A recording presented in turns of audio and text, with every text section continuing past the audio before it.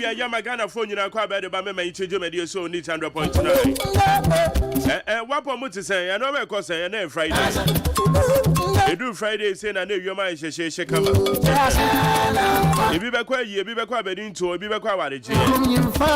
You can be so bad, sorry, Fred, you mamma, your call lunch, oh man, Tamuda. Or Babana no more Babapon. Bebato says Suban and yet, why? Says Suban and your men function. We do Fridays as Suban now done it in our name. So we'll call now, could do lunch and now won't man him. Or Cochran and man, but you know, I find a bag and all Cobema is not in the Sash and a motor. There be such on my bottom. As on bottom and the khaki, no one was shut down with me as soon as I say. Or Quano, Bebato no more. The title, you meant no num and more. It is a wood, you mean a wire what you say, we'll call lunch, the other best I call you won't be immediate and fatal cry. And fatal cry.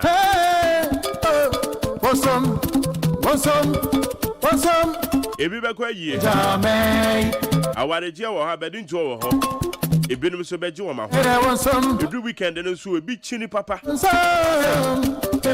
Nipado, you were graduate. A big chinny papa, what quite Juma Monday to Friday. A weekend, not a better if you know. A chinny kuto. A chinny kuto, Titru, and Rantan or more workers. Rantan or workers, no Pechino do weekends. And I'm a go, I so would you only Canada can sweat and go. Yamiana, don't I just say when your cabins was a good time. A chinicoa, Obama, bread. When you do weekend, I had you at home. I had you at home and a young one of pitching. I don't know that's a review, you know.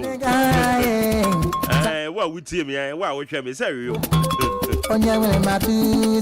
Yamma Quabe Baby made to do medias who need 100 points and I'm within the luxurious Media said Abema, Abena Frima, or you in charge of the social media handles, and Nana yourself on a support.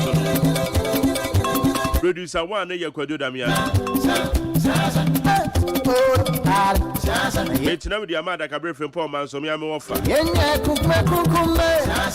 Dr. Father Dixon, no, your executive producer. The Mecassan go ye mawa, Fatcham, and no be a man Rebecca's phone to be or say, as I said, no voice in yet. More fancy season while need to do. Or Pecum, winning Pecum, Pecum Binacha. Ya baba jojo ya my Ghana. Now what you weekly in retrospect. One of the issues say PA your Supreme Court ruling about it. Nanado na kwa kufadwa kasafu. O man paying that John Dramani Mahama kasafu. So we are Deputy Speaker of Parliament. Obe tomato a bread decision making be a cause if you. And I'm saying you are representing your people. And then your friend the representation of the people. Musama deja obi a chana. And we know so you have partisan politics in Ramanaka. Partisan politics in your friend Ramanaka. Supreme Court in Akasa. See, I can't enter one here. And yet, no one say, you best call for review. Panel of 7 and now unanimous. One would take a decision. One would immune back on 9 and 9. When I can't call for review. Where son, how way son, how way son, how way son. And some of the band, their man, some new Rema, I am anti and you said, and you. It's Yasiana Casa, what you said, and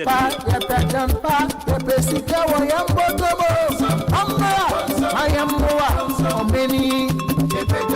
it's one of the issues now what you about to ye pa just say ye chenesre any abasana yinano yetimi ati ho asese Supreme Court ruling na babeto dwano eye na ochi mu no sen na etie ene ne nansa na ruling ne babeto dwa na sen na etie efa enti ya bedwendwen ho na wie ewo need 100.9 wo a wo ye Ghana ni no ye bisa se understanding ewo ho and say some na kasa ne ba ye no saying na eti articles akodo a ye quote obi e quote article no de ebeboa no B fa 104 na B fa 109 na standing orders na ye quote na ye quote no nyina no ye bisa se so saying na wo Ghana ni no ordinarily wote ensamana se efa ena wie ye bedi ho komo ewo need 100.9 ye kan so from go bo no eyade a ye kam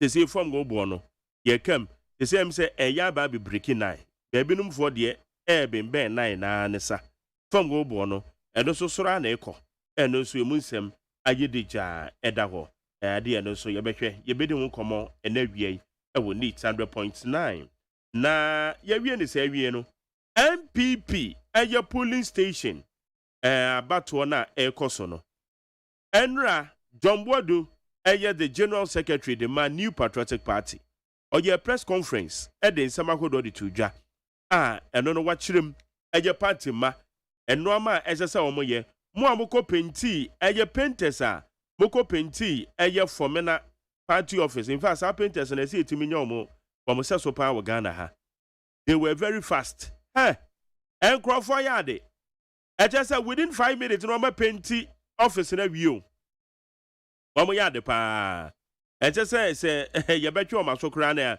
ese etimi gada o na ebia wo ye real painters wo betimi abo adwuma ntentem na ewusu dan wie na de koma painter kra na he na otimi penti edan ni wie eti mo amoko penti for me na ye MPP party office na makwa change no na mo de akwa ye NDC party office Jombodu say haram haram just mabomusuo eti say musuo na mabono won behwe asotwe bi a wo hu bia no saafo na mokokọ ye sa no ade a wo mo betwe maso mpanifo behwe no ma ye hwehwemu obi o ye involve bia na asotwe bekọ ama wo ye involve asotwe ebekọ ama eno nso ye nsema hodo a eda ho MPP elections and matters arising Etiwa East oko Etiwa East constituency amena ukasai wamudu wamani achire party headquarters ye kan wamo present petition wamo say Etiwa East one de abatu obi ankoso Etiwa East obi kacho say abatu obi akoso no nipa no boa eno ma bi nko yie wamo believe say eye mafia reason bi ikoso wamo gidi say nipa bi amfa no ma bi anhyegie ewo MPP dimu wo Etiwa East Etiwa mono wamo police station elections na nko yie si den na mbeka say electoral area coordinator abato no eno no ba beba so wamo the petition wamo the aba party office ye ka say ye nya ne tie say wamo de omani kire eye party chairman ye Fred Blay wamo de omani kire ni fie wamo the petition ne ko say etimi nya omani ye no omkasa ntia behwe na ye no wamo ede ho nkomo ende wie ne ebisade ntia wamo the petition no ede ko Fred Blay fie na esesa nkomo be studio ha live na nso enam so wamo to aso akọ eye chairman Fred Blay fie ni nti no enya de ometumi aba studio ha live and nti ye hwese petition na wamo de ko no eno ama porte be na ewom Etiwa East ede na ekoso because Etiwa East ni de na enra wo hwe Yewura Jombodu ebobo so no kra na emia kodo a na problems what challenges wo no wa mo Etiwa East anka ho etu amekrom so mo ho adwiri o mo say na Uncle JB petition na wo mo di kan de ba wo mo di kan de petition bi ko dada wo onwu ya na eti wo mo sign the second one kwa akopie so na ene so ohun ya wa hwe ne yie pa na menim so wo kwa akoto no office wo dia ene ya elections e ko so wo mu nyina tie gomu eti ya no so eye nsem a ekoso pa nti eye MPP polling station elections no and matters arising and also eyadia eda ho a ena wie ni nyina ye behwe na enesa wofa eye daily graphic wo hwe kwan ya wafa so abo eye ni editorials na editorials no waka bibi pa wo ho ni nyina ne fa Ghana ye maintenance culture in fact making kan ye no ekoyi pa de mame maintenance culture Oma yetimi oma japade bia na yi ni se won na mana akopie eye various district assemblies assembly senator do na wama eni biaya eye womo district assembly offices wono womo try say wombesi bi aban na try say wombesi bi woma SCB so dada obekono ehwa ye tan aban adan yakodo uru office bi na jase ye ka say aha no kra ye aban office kra na jase minua eya reho ye NCC for woman electoral commission for hwe ba bi o mo hye Greater Accra and ya yera herikote obon ho modern yenim se obo adwuma nenso Greater Accra regional coordinating council ho aba papa say what be say we bibi fa ho wenim se elevators what regional coordinating council okra nya adwuma enya adwuma tete fie pepepepepepechi regional ministers aba akọ obi anya na dwen say sa elevator na enya adwuma regional coordinating council won be ye abrasantintin we yo obefua yera headquarters so ya dem so no third floor obefua elevator say wo munyina ye adwuma ye maintenance culture pa ti kwan ben so no man yetim ye maintenance culture ye betimi ehu say ye be ye ne ye ne yie aya atwe ya kwan akwan ya yi ne foforo obekwa na baabi na say guardrails ye kan say endade na ye de esisi kwan no taifa de etutu ye yi firi hoyi ye fa foforo mai kwan ni baabi betu na say yam so wo call wanima efan you kra hwe mile 7 and kran ha hwe mile 7 runabout hwe de mile 7 hwaye hwe mile 7 said de ensuo to anaba betai ho ekwan ni nyina tutu ya dwen say ye hui ya dwen say ye hui mile 7 kwana kwahwe mile 7 eye best point anim ho no wo kwa wufri eye new plan ko enam stretch ne so no kesa ho stretch ne twese de hwaye nyina tutu ade ne so chance ese tutu na nya no chance ese tutu a cheri yie pa yetete ho wudu wana wo ka tai na bom say panyan etisa wo ka tai no enya ade tai no so kakra ena ye ketu abide bom ma no nya problem na musuo nkan na nsuo nto na nsuo ni nchimfa ma 7 ho wo fama na wa obete ubibi nka because abre na nsuo na twa fa kwan ne so uhu ba bi amonada amonade de munyina so amona anu ohye amonade de munyina ya amona anu ohye ediem pa na ye maintenance culture and the cover daily graphic page 7 baby o mabom wo editorials no na kwahwe nsem o maka wo ya kan abeja pade ntini yayi ye ni ade ne abeja pade ntini yayi ye ni wo ho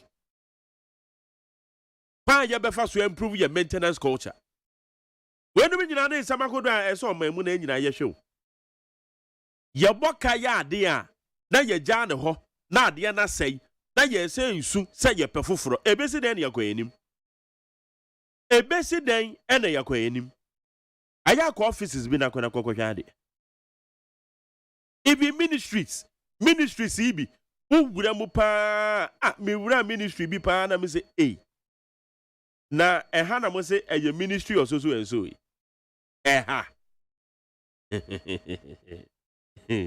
ya zemo yezo na to de bia yitimi di agropa awo eche ade ne abeja pade nti ya wo hwe ye gya ne ho ade ne se ya beje nhwe han ama na se ya wie ebi kura timi se na de atogire nchama ba ansa na ye bibi di afa ho ebi timi se na de atogire nchem na de aba ansa na montuo bi wo ho a yetu e de afa ho wudu akura bi asena mo hwe eye nkoda eye classroom blocks awom timu a eye na ya reho maintenance culture Eya na eya reho. Eya reho. Efi na mpoma ye fi. Dan ne baby adwudwadwudwa tutututu. Eya aban de enti obi aka ho hwe ne yetitim. Yetitim sa. Maintenance culture. Maintenance culture. Eti yera Herikote. Greater Accra Regional Coordinating Council one de. Ubo adwuma na za akwa no so se enya e se yeka enko yie. They say wo na oba be di ade. Eti wo na wo ye de nkwa ye be soma wo. Elevators na nya adwuma ni nyina no ye nhwe na yenye. Elevators e wo ho anya adwuma be kono obi di dokono wo. Elevators no we your friend is saying entrance wo be kono obi ti wo na me ka say na the elevator na nya adwuma so anya adwuma. Ya samu. Yɛhwɛ ne yɛnsiesie aban adan ahodo aban japade eno ama ɛyɛ ɔman japade a ya ne yɛyi yɛne wɔ ho yɛ maintenance culture ɛyɛ very bad yɛ ka no so na ɛnyɛ ne wo many fie kora mete sɛ Ghana yɛ maintenance culture nyɛ no ɛnyɛ nɛ da bia na meka mese hwɛ Aburi Botanical Gardens Aburi Botanical Gardens yɛde ɛhɔ ayɛ Shedi Aburi Botanical Gardens aye. 90 sinimu pa krampo na wuhwe Aburi Botanical Gardens. Now they compare ni. How many years down the line? Shedi Aburi Botanical Gardens aye. Biaya ebetimi edi sikadia broma sika twitwiri die in terms of tourism. In terms of tourism. Shedi why? Maintenance culture. Yasha tena wa ma gardens na pro atete. Gardens no apro atete. Rooms, guest rooms ewo gardens wo a wo betimi ya da dwodwo ho. Wo de wo kwa ko na ko bie ba ko mu na hwe. Obie ba ko mu na hwe. Ko hwe dia administration block aye. Mami bi ofiabri Antiva no restaurant. Ewo down ho administration block no down ho na Antiva ye restaurant wo ho etese wuduru ho African dishes papa ene kwa na kwahwe de ho nyina ye baby Antiva no ye the restaurant mo muni Aburi Botanical Gardens abakoso mi kan muni na kwahwe de ho aye da bia medu ho na mebu afu because me kai pass me ya kwada pa Aburi Botanical Gardens. Aburi say occasion be adu pa na ukọ ho. What? Workers are no mo ya adwuma e wo Aburi Botanical Gardens. Ante so fire anom. Ene o mo nyina abọ mrewa. Ante so fire anom ante ata anom. Wo fo wusu wo fata oh. Sabere no. Enipa na Aburi Botanical Gardens are employed. Mr. President of the Republic of Ghana, Nana Dankwa Akufo-Addo. Ordene to abobi kokopie mu apue manteme kwa Aburi. Eko kan se Aburi Botanical Gardens de obehwe. Na gardens no etime gina na nan so biem. Na na sa aboshe no me kan wo. Ansa na beka no kra no, na me ne yawasani tano no matena ha on the morning show Ghana muntie so. Eka Aburi Botanical Gardens ho asem ne 3 days time. Ene yete se Nana do akọ ho a wakọ akọhye bo. Otubo jankwasi. Wakwana na iso akwa bo say Aburi Botanical Gardens ye behwe ne ya ne ye. Minister of Tourism, Ghana Tourism Authority. They say adan kwa ye ntimi hu say gardens ne ehye hwan ase. Emri bi me finding out no say need tourism ministry asio say dean yo. That mean sha dan 10 no man say ye. Ene mo me farmer private person eh. That my private person na nanka wahwe no manage. Because I'm telling you eye biaya se yese ye ayeni a sika edebe bro men enye sika ketwa. In terms of proximity, na sa wo Accra na holiday bi adu na sa wo se wo akwadwodwon wo no family na mo pe ba bi akwadwodwon ho a nanka Aburi Botanical Gardens in terms of proximity how many minutes drive to Aburi sika edebe bro men. We are to the maintenance culture. I know that daily graphic or come hano. Maintenance culture. Ya kwai, ya kwai ni we no. ye wie kwan na no ano no na yete ho maintenance culture eno na daily graphic ene wasa bon ho editorial e wa ha ye wie ana ye sen so ye ja kwan ni wie ana kwan na sen tutu ye nya ho hwe ye wie na ye san pekwan ye pekwan o ya mutu ye jane sa yesusuku adan a na suku adan no wo ho na e krake na enchensen no na etutu na enwunu na de so ya mutu suku adan yesi no fufuro MTN4 announces telcosi as part of their social corporate responsibilities adan a wo masisi di ama eye suku sa wo kwana kwahwe de bi aye etan keke kwana kwahwe de bi aye adan kwana kwahwe de bi aye etan keke edan mono a ye pa ho ntoma na ye da na de no wugina ho a wani tua se ye twa ho mfefefe achara wuri efie mienu ntam kona wo be kwa kwhwe wo be kona edan no aye te se edan aye se be 10 years te paint aye be paint o kai bana kwa koto ni paint na ko aban japade bana adwen we dey say aban dey tell various hospitals Udra yaresa bia baabi a yade nkwada etuo baabi a yade nkwada to se nkwada no ente se malaria echi nkwada no entontom egu se bia ye ho ne yasam ketewa net a wompoma mu nyina atete net kekewu wo wompoma ni me bebo dan no ba ne kura atete basa maintenance culture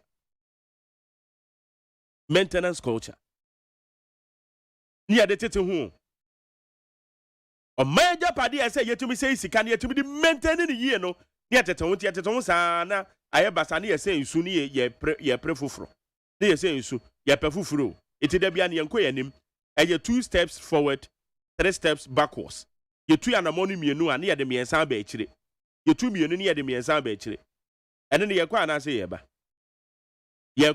ye ba Yeka ayalolo hwa ayalolo buses para kwaje ba bi egu no so ba bi egu no ayalolo buses ayade eba be operate ayenim se buses yakra dia ba bi hwa ba bi egu yade Ghana sika so na de kokra buses ne ba yo hwa ayalolo buses hwa asim se obi amfa ho ayalolo buses akọ me da meta fa opa ona kwahwe awoma na eje o mayi kakra bi no mo distribute kakra bi o ma deploy kakra bi na eye adwuma kakra ona kwahwe buses no ba bi a buses no gugu ye betena ho na buses na gugu na awia gba ahye no nsu atọ aboro no awia beba ahye no nsu beto aboro no sa na buses na tete na apro tete ade yento mamni yade gallopers eba begu parliament house ya gallopers no yetena wa ye nhwe han aden enu ti na mo the taxes binum ni ade ba o mamu no wo mo hyada nyi ntum no munnim ya ka kire mo this is the fact because the pan hwe eto no otua no na o hwe ade a yade eto no ye na ensuani eto otua ade ye nyina ye gitum se ba bia o mambia so na eto otua eya ade a eyeya obi atuato ene ya na enso se wutuato no na se hu eso mfaso de a minua wutuato na hu eso mfaso de a wa obetuma hu se we de eto a metua yi de ekogie na kwa ba wo betuato na oman ye betumi akra cars bi di aba begu oman yi mu na cars na gu ho apratete ye mfa nya hwe gu ho na apratete ambulances eti oyenimdodo aka sa 300 over 300 ambulances emi amase eye honorable Hawa Kumsen sabere na so ye wo mudi anim o mkrade baaye no ye de ani ade akire wa aya bisa constituency aya akọ for wani kwhwe ambulance na de aye aya for wani kọ na kwhwe aya for wani ekọkwhwe ambulances no ni aye o constituency mo ye nyina afi ani ni akire se me constituency mu ambulance na ye saka bi no ten na aye ten pa na aye and the daily graphic maintenance culture Unima kenkan kura kwana kotobi. Na mo bi kenkan fa ma. Page 7. Na tie. An editorial, na Daily Graphic editorial we no me interest wompa. Me interest wompa because ya. So o me mu ayetim. Na akwakoba se o man japade na de bia na yato na jejem. De bia na yato na jejem. From so bi kakra na beba ho a dia wusi dan bi si we dia wo ya kwan bi eya dia ejapade bi aban ejapade bi wo ho eya dia wom ubehun se from so kakra beba ho instead say ye be ye na atena ho saa instead no na atena ho saa ye nka ho hwe mame kwa amano so na ye ni nkomo esem de ba ko ameka ye no and say when the ameka ye maintenance culture ho no. What can we do about it? Oh, your mind papa, me so me your mind papa. Yenyina the American who be. Baby de wa wo kura wa hu amimi nim. Nti the American won patam wunim. Wunim aban japade bi e wo ho a, yade ye ne ya ne hwehan, ebi kura kan nwirem. Ebi akan nwirem. A yade a oman sika ne ye ye. Wunim. Pan ben so na say ye fa, anamon ben na say yitu ye de fa. For messages in the 050 372-1744 050-372-1744. Eko enado messages in befa na yahwe na yakenkan bibia na yede ama wo neat 100.9. Na mame nkwa amano so emebo eye famwo tadia ekosoro no wonsensem. Na eno ena eye kwadwonsafo apoko. Executive Director de ma Institute for Energy Research and Policies. Odi atudwa say na crude prices na ene no akosoro no say ye good news too. Ye government adenti ene so kanisa ye ne kwadwo nsafo apoko eni nkomo kwadwo yamo aha e de bani 100.9 bijo edia yanko pa don boko na onso e be me na pastor ye ho ye everything for pidi obia the weekend yo ye no krepa no kre ye da se ne bra wanya man na de di kan e na ebe mo aka ne se crude oil prices na akosoro no good news say etim ye good news say the ma yen asa oman anasa aban no say entroya e de nsasha ade no say e was say anka good news e ma aban okay the share crude oil price akosoro e de how abre Ghana for and ye petrol ni diesel no be get na ya wa petua e de na no your how enebrewo na Ghana fobi kase na se Ghana so no yen ye ton fango nti anka aban sika anko benya every fango no so no anko ntwa nani na konfan se Ghana for na konfan moye ene awaye wo eno ena ye mu bi kokeke ye se sen ena aban ni nya ye o hwe ye budget aban ne ko parliament ni sako check that say afino the jumo obey nyina no or the oil price no benchmark no or $86 $86 there na sanka akodru 120 a just say aban no wenya ni mienu because bibia o ebia o ka so benya 100,000 crude oil akodru 120 no na so benya double that amount na o ka so just aban benya ta amana broto impun jumo obeto ye no ebi mpo beto so na nka wa hwe dia magana fo nye ko hwe mu no amane ye hwe ye upstream Ghana ye energy sector no oil and gas ye wu piensa ye upstream midstream and the downstream midstream and ye hwe fango hu exploration evitemu fango ni ho na yakotu ye kotu a na ye the refinery ye refining na ye nya petrol ni diesel na eno ye downstream midstream no gas ye nya no LPG any natural gas idea is na no and the midstream na ye upstream no o share 2010 ye nya first oil no 12 years ago nanka by now elsanka Ghana ye mayini prayer nanka nyita ka ye 140,000 barrels a day elsanka by now no and again number 400,000 they say you to bear 140,000 a day maybe abus means the akra no na by no when ya 4 parcels spend our lifting And to share a binary 4 parcels, which is roughly about 4 million barrels. It can a moon do be with me a water. And no, I hear a buyer number 7. Oman and Nimbre, na upstream Pongo Jumano. In Kophobia, my Jaboso, 2013 2014, I had a concert in my home. Up to today, almost million to make ya. And to Osaka, Panaman and Yabena or digital concession from them, not depend to Makua or make me again. Now, Puno, Zanka, the course, Rono, and Kagana and Yasto Emphaso. Na ye kan grofo a ajeji aboso a na ne gene na edene ana se die ti na bema san grofo no ajeji aboso a ede osunsusu anso bo na ede bren So the pempi no akoye potappo ubesha Ghana yemra ekire se de fan go concession mawa concession nyina no for 7 years na yakemu miensa. There was first phase, which is 2.5 years. Second phase, 2.5 years. Third phase, no, I 2 years. And no, and I petroleum in Bra say, Obia, petroleum agreement. A buying and over check that the Bra never to move away up to yep. Okay, so we have found 7 years. So we share Obia year 2013. Up to now, there's a 7 years no abroso. Now, your will be a friend web program. A web program, no, your first phase, which is 2.5 years, no, your web program, I also will.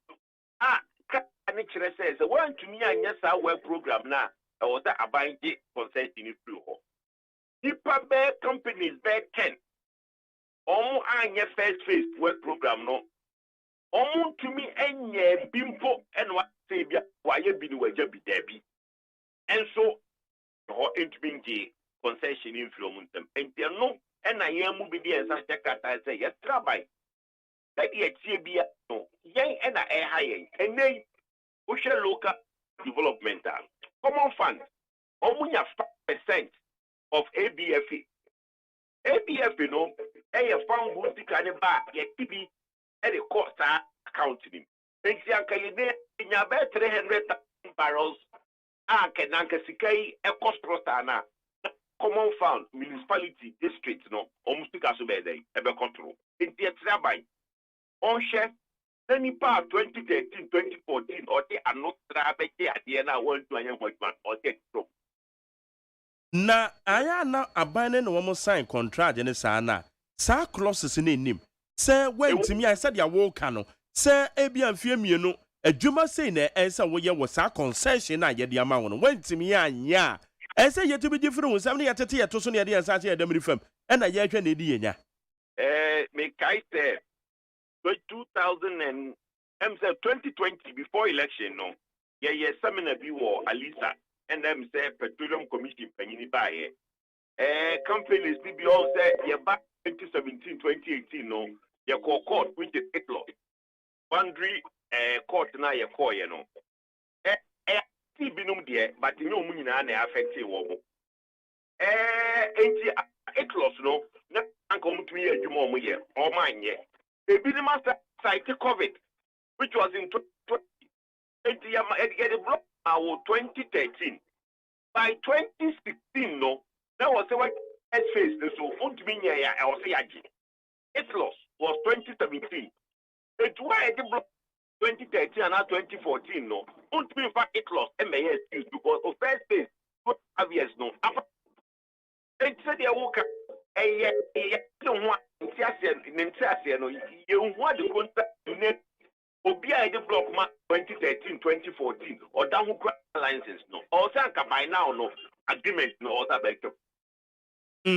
It's na akwa yese enye ye no sabe fam na ye tunu wa ha no na ato apena emom womo ese womo ye adwuma effectively efficiently na eso mfasode ne ba na oman no ye chefa ye womo ne ye setimika na sade na ekrudo ye na kwosoro na ka so nzuanso no etima so ye so no womo na womo ntimi nye se adwuma no sa na understand anything omo na omo di ehwammo companies are omo to be no ENI, Talo, any Jubilee partners, no. Yeah.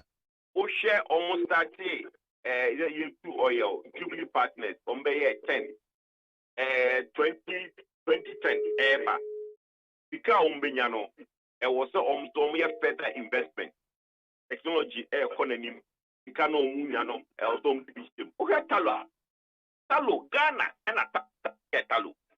Omunye is free Ghana, no. And I'm saying so East Africa, Guyana, any other countries, this guy, Cotisha, or Irish Fango, and Omuja and a Trasa. And no, and I'm Omu Jubilee fields, no, production is declining. And the thing in GMPC particular. And everyone omenya ding. Now my master companies we know I have better investment. And yes, I even do purpose we know kudo your the brano. You been putting at home. Oh, na say what piano. Well, I kudo your fan go ni free yeah.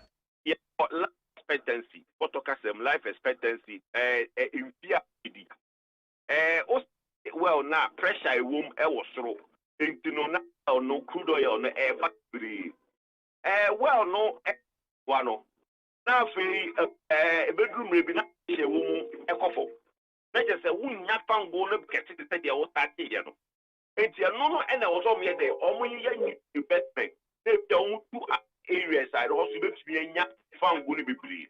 You're starting on 90,000, no. 10 years, you're 140, 130,000. A young coy in that. And Osha an idea. Ya bobo ya bobo sia kesia sia fisi sia nya fango. Nanka yenim se andru infie du no. Eka ene bosia ya bono. Ona akosoro. Nanka yetumi atia bosia ya bo. And the problem as I say Ghana I walk. E wo bosia ya ho training no kra e me ne no. Because ya neglected ya enya de yama yenyambre e wo ye fango adwuma no ho. Fango adwuma yi na ye ko bobo tabot.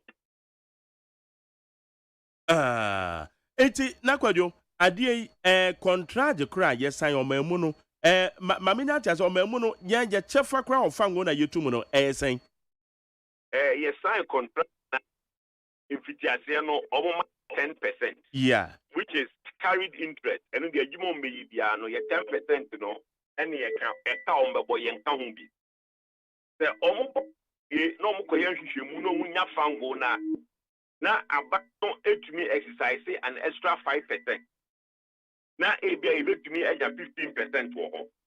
Na empo no sa if you say fango ya no me feel say edoso ma me bin ka dia eno no enye carried interest eno no e wo se utia. But we can exercise a right to get more tests. But see here no dia abafa nipa no ede only diaka maye no 10%. Okay. Eti ehun konio so no na ye de ka ho ana ebi ebetimi percentage de betimi akọ animo. But you take no bi. And dia mibisa ne say beyond ASR 10% no ye wo other benefit bi no ye betimi de aka ho ebe mana akọ animo ana. Ye royalties. Royalties ka ho, yes. Income tax. Yeah. It is say only boko free. Companies now ye lift back or lift 4 and lift 5 no. Omo no mo kotonwa sika benya no say yes ye jomo income tax into income tax ni benya bebre because one go no work through. But here here mo duru no e bia ko mo lift 5 no like yes we lift 3. Now we lift back. Enti busu mi nsia no ni lift 4 pe na bi o bisi mi lift be 5 and 6. No na say the decline no production ni come from what na also lifting because a percentage the over 15% 15% don't lift in away and to say 15% so na you give back ho na anim and yes also there I will say amount no also into 15% of 150,000 ASA 15% of 400,000 ASA either say ube increase the total amount now a free for mobile and now say about near increase a percentage okay. Oh, okay. Na ayana mi bisa so. Say ye ne partners bi sign contract na e fa ye form go ho na. Ayana yɛhwɛ wɔn capacity wɔn capability sɛ wɔn ahoɔden a wɔn betumi de ayɛ adwuma na sɛ ɛba sɛ wɔn ntumi nyɛ a introspections bɛn ne yɛtumi yɛ hu sɛ ɛdeɛ ne akwansidie nti a neɛ sɛ wɔn yɛ ne yɛtumi nya so mfasoɔ na ɛma ne saa. Em say him say asola kama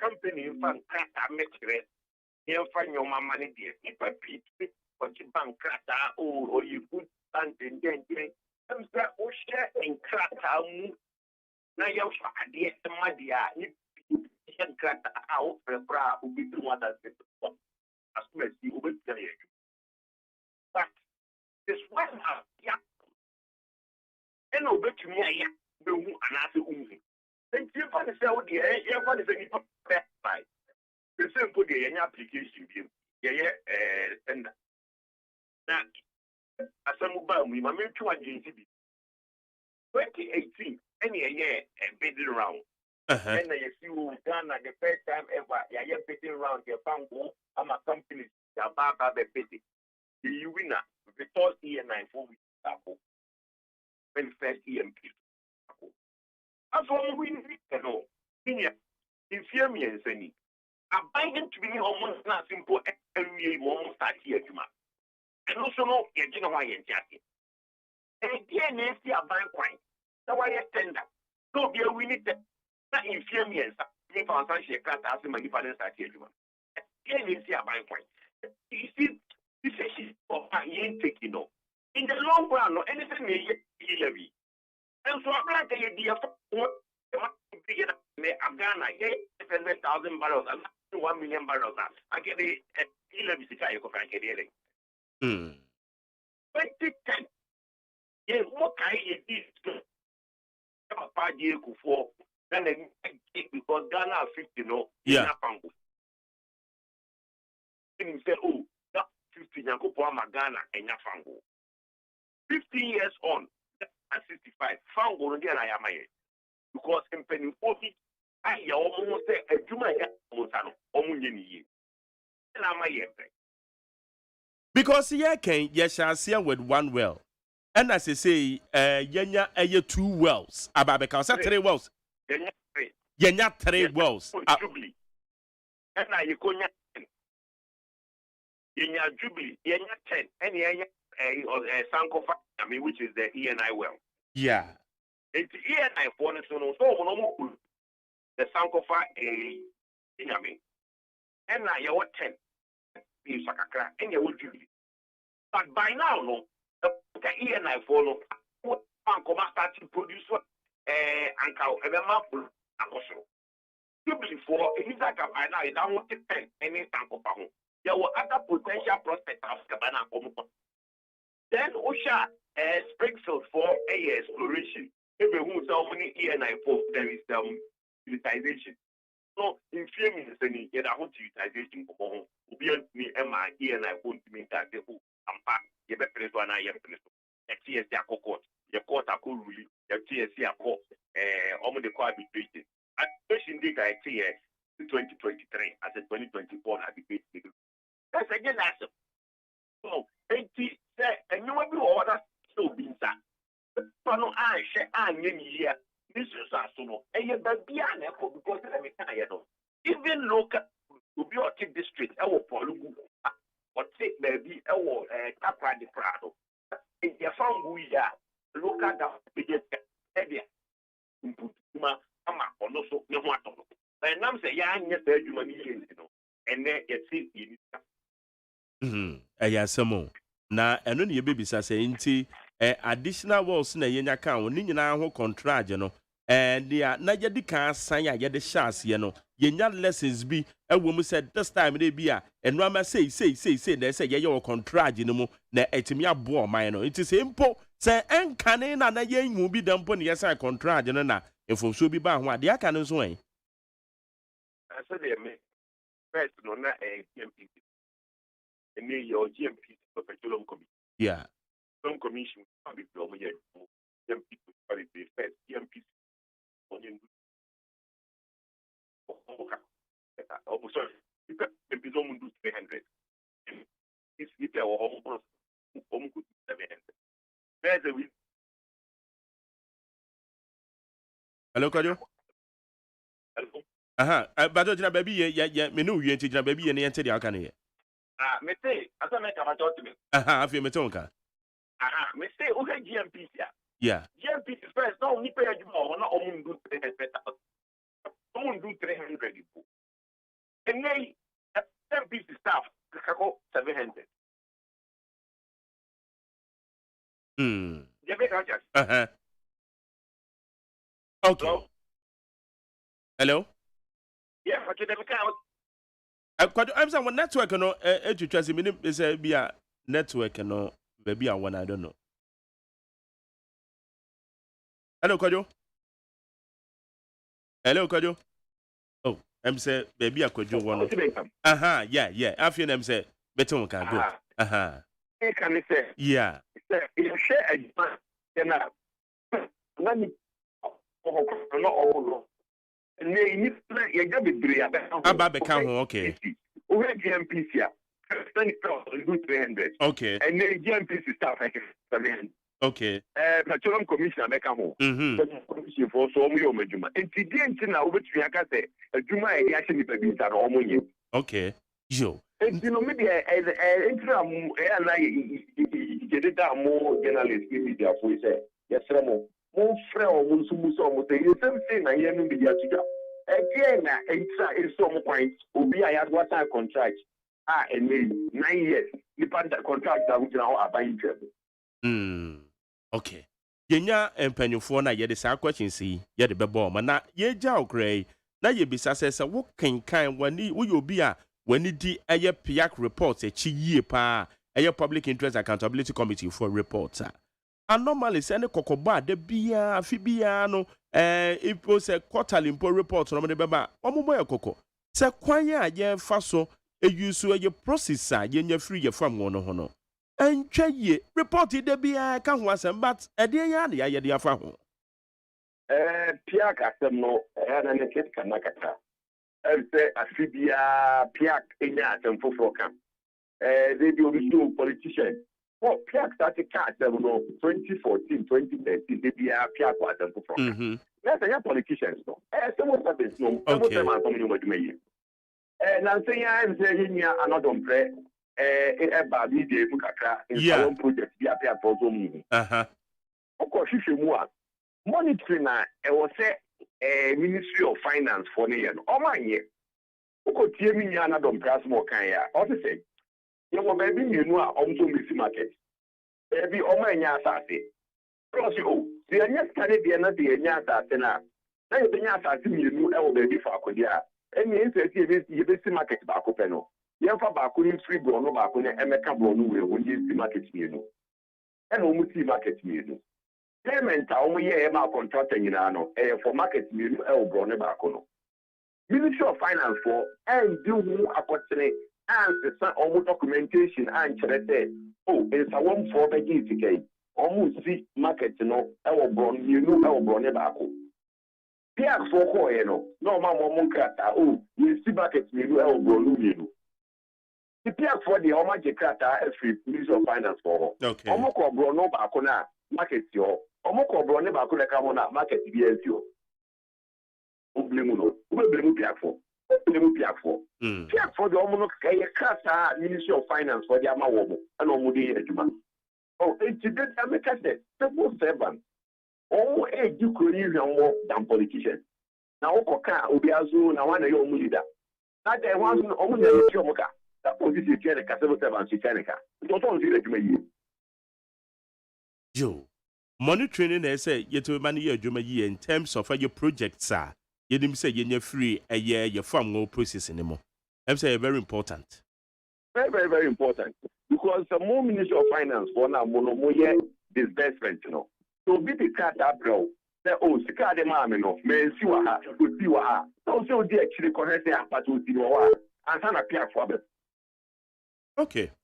But yada was say any chirimu ne da nhwehwemu amoye e de ba betu dwane titiri fa ye fam wo a ye tu eho ama yesu yetimi nya ho ntia se yada say na won sam no nyame ya adom ne nya ban mu mpanyefo a ne ya bisa ho mo se adan na ye ne enwumakuo bi asai contract na oyi nanka wiase adwaman so akosoro na ese so mfasode no ebi so oman Ghana so nam se yetu fam ngo wa ha nanso nam enwumakuo no madwuma wo mo nye ne yie nti ema mfasode na ese yen saka no momo no akwakwa yo how e de aman nya o ma ebi some questions no but that be very so nyankopo chira Jane Eye Kwajo Nsafua Poku Oye Executive Director Institute for Energy Research and Policies on the no idin common wadwe nkyere efa nkobodi a yedin wonyina de befa 050372 1744 050372 1744 abejafo bebe fia ha Honorable Benjamin Aye MPP former MP kaneno emrahye bedwani ewo Upper Dentra West ene kura me no ka say o kopere Honorable bebacho o kopere Central Region chairmanship eti ye ka say police station na wo matoto awie wo de bani de akire de bani de akire ba Central Region concern o MPP police station election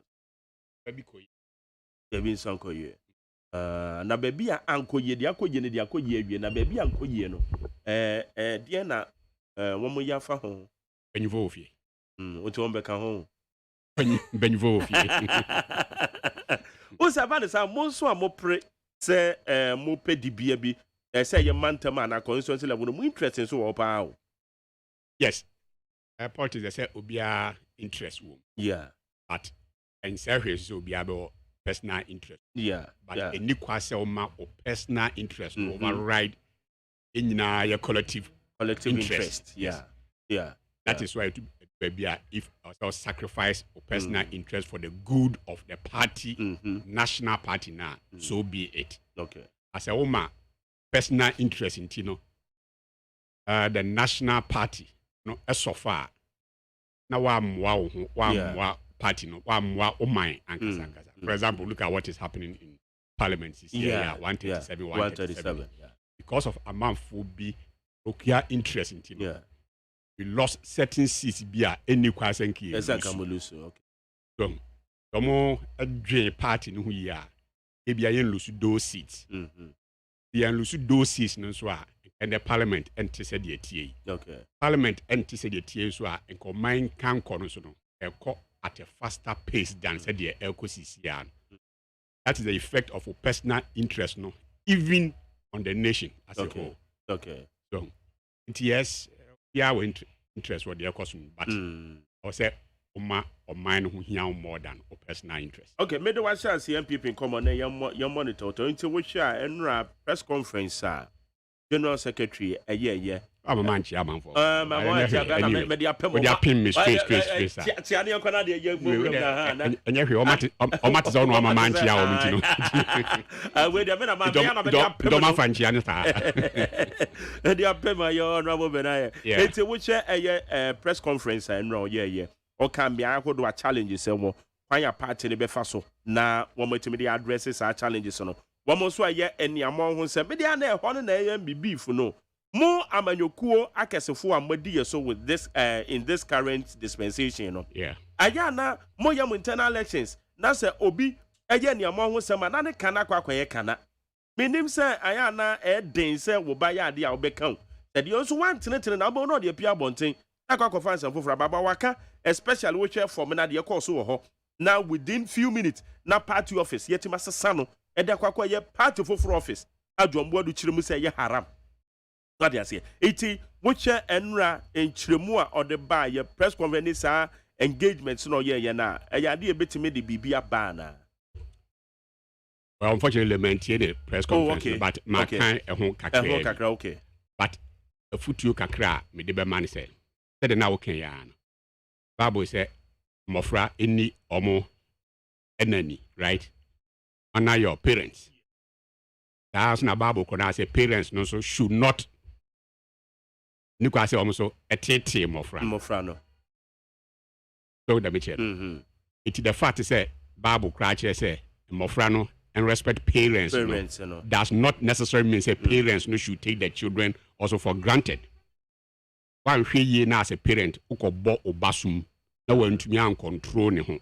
Maybe I no copano could do whatever you don't go quoting the scriptures. Say you have not respected your parents. Yes, he has not, but you push him. Okay. The nam no soma you know beba no intidia beba no so nwie. Okay.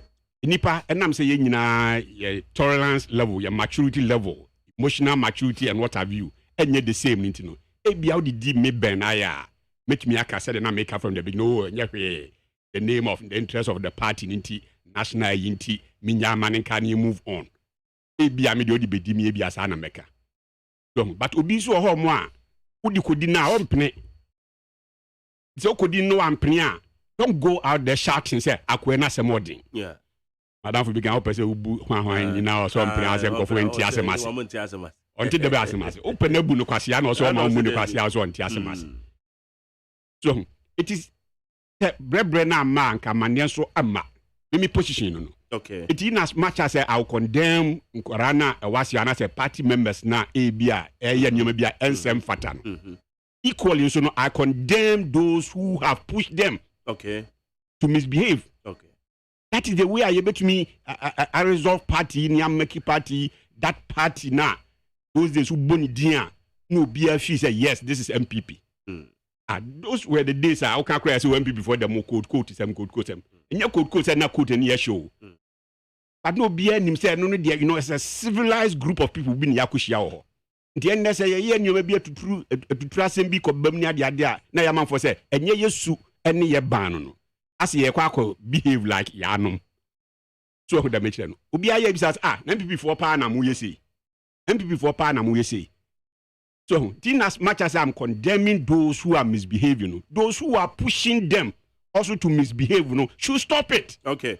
And the working so one of the issues that John Boyd will raise here, overhaul of the committees in our elections, the various elections and so. Because I'll say various committees, one man say regulations and I say yeah, and that baton 1 year Juma. It's moving forward. Mokwa electoral area. Coordinated for about one. They say, "We can no move overhaul." Like Musakra, and just say, "It's in the order." Yeah, that is human institution. Yeah. There may be mistakes, be baba, shortfalls, be baba. Then so to me address it. Now improve on it. Are you good? But this is so sometimes yeah, na mente leadership nasi. Okay. Adiwe anye event o. Adiwe bi o ma esi na ye event prapɛ unexpected bunga na boom na abom eno no o kan wasem a me be na e bia beto maso kakra. But where you see danger coming one proactive. Okay. Now masani o nyina so be besisi even when a start here no so kra no you know it's intelligence adwuma people reporting systems and monitoring ni bibia e koso a ka bo say the ade ne ko no enko ye as for example general secretary. Okay. Also, who say reports reaching you chess at the end immediately. The party leadership was a mushia. Now most some suspend the idea after day one. Who say uncle ya?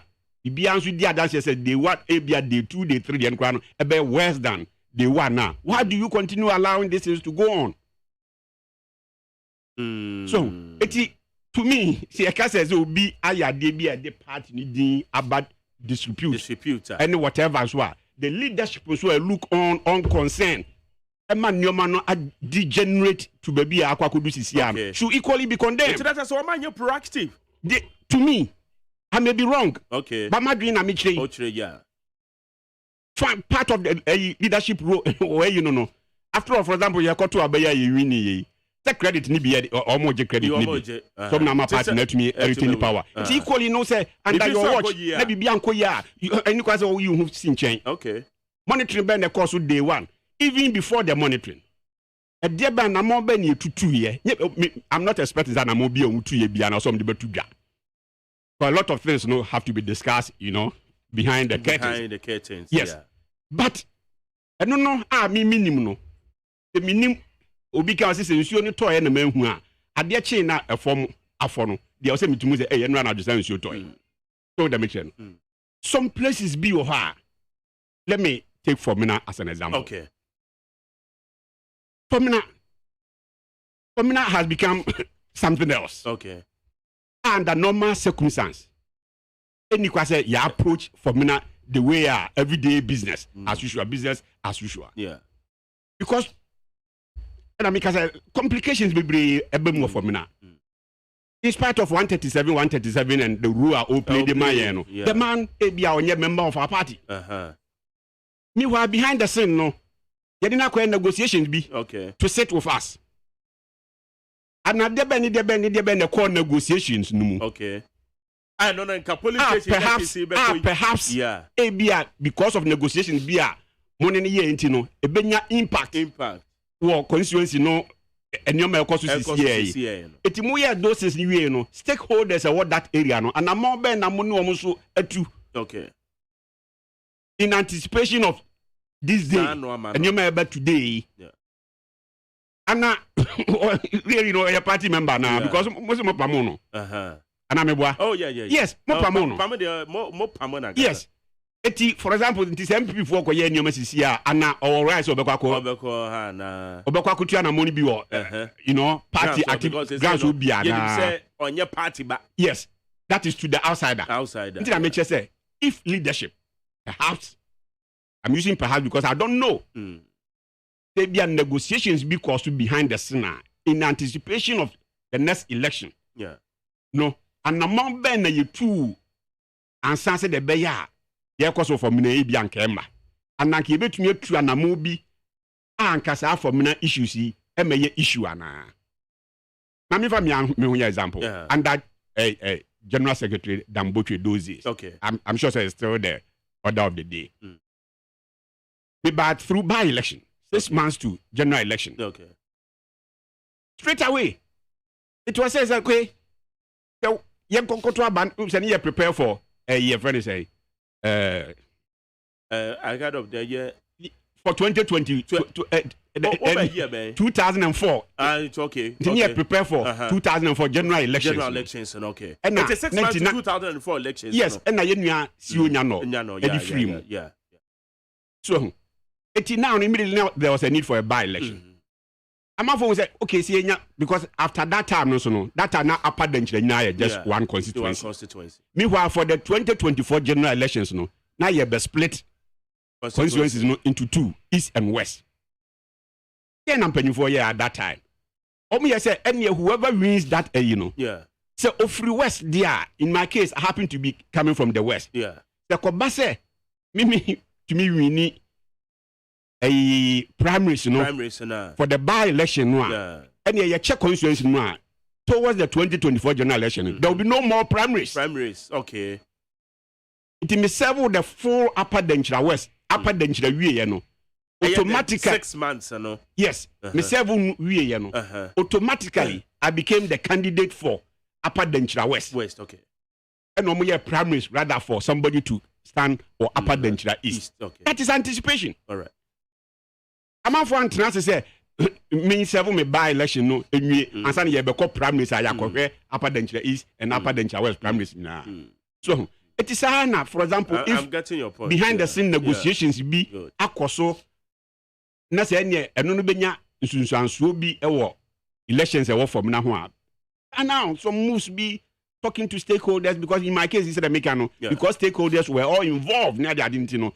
You no obi ankopere ho say ene yensan me primaries for friends upper Denchira West.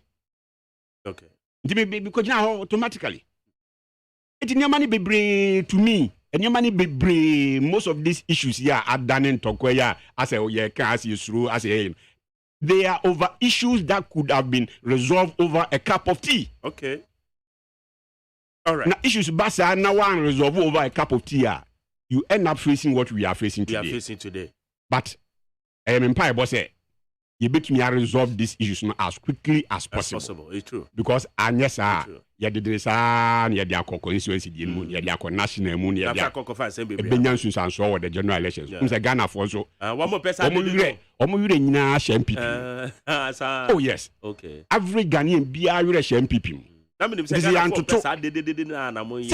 Yes, because some say, because some say, you sue any a ban.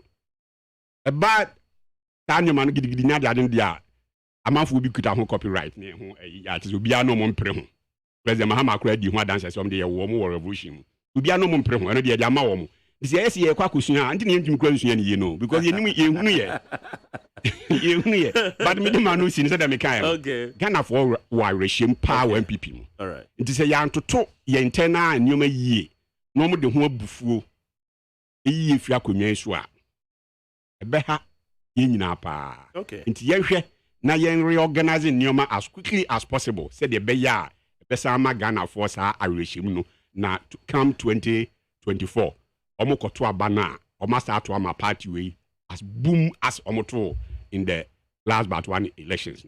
All right. Higher needs 100.9. Honorable Benjamin Aye, former MP Upper Denshire West, and I would say in Kano. But Central Region, the strategy say go from the BB. Go from Operation Termite. Oh, Operation Termite. I am 40. 40. So, start the old man. Before we was 40 or cupboard, no, now why you need yes. Oh, down the bar, who's a down the bar. Hey! Down the bar, no, down yen move bia who was aim 40 about now where we operations no we operations nina tibina question operation termites na masia boko central region ya hwe nyoma ba nyoma ko yie pa oh okay that's good ba nyame so nyame pagya ne sama yo that's it honorable Benjamin Aye na ten kana honorable Nicholas Amankwa Amefi East ono no yem rache bedwani ho me vichiri ho mo a vichiri ho if you apa den chawe sa cross ya no ati eso it's one from central region I think go no mo ne wa oh e dey say dey me no kan bo she okay tuni mkonya uni mkonya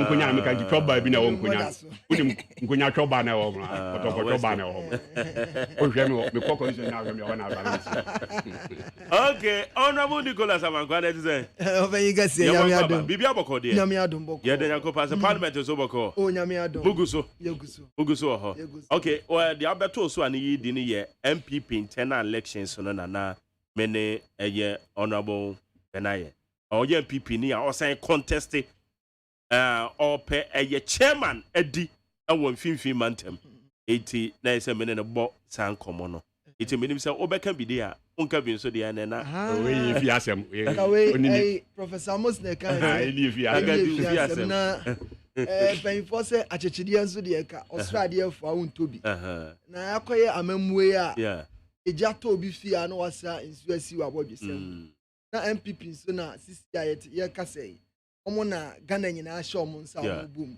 na ewiase aye dendenden a obi asu na oba consider omo strongholds aye fie nkomo keka ese omo di no aye ntokwa sisi a wo hwe a omo face aye leadership crisis both in government na both in aye party level ya na aye den aye kasa nyina nka obi fi asem na so security wonsem wo hwe de wo Kumasi one of their to abano bi etuo soldier for ni police for na wo hwa under whose instruction ina ma soldier for a ye internal election me ga say can a delegate back one come boaye nto abano na soldier ni chase no meanwhile as a military officer no yours is to protect life this year they just say vigilante ya guno no this year so mo dey share uniform because enche ye hwe de esi wa ya wo so ye hwe de esi wo tachiman aye parliament kra aye chamber military for invade ho na sisi aban me no wet ye security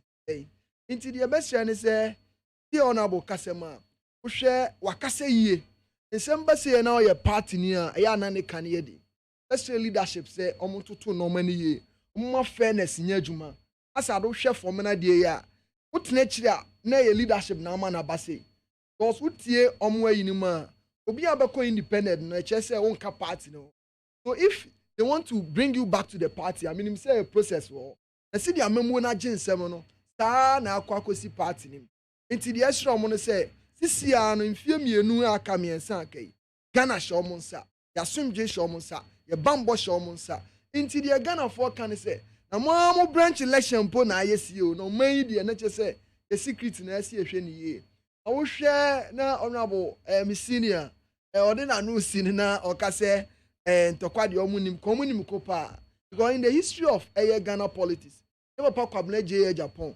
e papa afoko omo records e da ho no e bin si wo Ghana politics mu ani nyina mu no going forward no e put structures in place na ye ndisi amayokuo nso who share a leadership led by able chairman, the general himself, and the entire national executive, who come in regional executives, Western region led by Nana Toku, my constituency executive, branch executive, Oba constituency led by chairman general and entire team now. Ghana nyina no, the NDC enimi ye no, yen hwɛ se yɛbɛkɔ so ayɛ saa. If it's a Ghana for any die so, we cannot disappoint Ghanaians come 2024. In Timpany say obi abodwo session no, now will sense yes with the MPP the confusion is from the top in the ever form. Emu yes from Sajo bro. Come here experience how to organize party structure. Omo consult here. They ready say beboa omo. Na aye senior so honorable iron so wish him well because Osha menen share boundary. See the Okan Konya no. Konya is a gateway to Western region. Free Central region. I am fair. Now by Konya. When he was MP, no, he did his best to share a free SHS. And Sana best start no pono but two and more that share ultra or call a Dunkwao. On your left, this could be on one start here. And now I'm saying not buying one call party papa nitino. Such as that, and it's on one more demo messy one. And I will say, be my home. Yes, yeah, and that's here. And this one I didn't know. I am chrome, I am free. Oshe Crocassia pa. And him say no na one, and this one I do so the police station member. Want me on farm mafia. You be see papa. You be see papa NDC currently a tip of Namde Mano. You are so common from young Pia no obesi papa. Odi an lobbying skills no the over who be. Now I Honorable Basum here, you did very well. Okay. You did very well. We wish him well. Politics here, Sabi. I won't know in the party back when just some way at town. All right, okay. We learn from each other.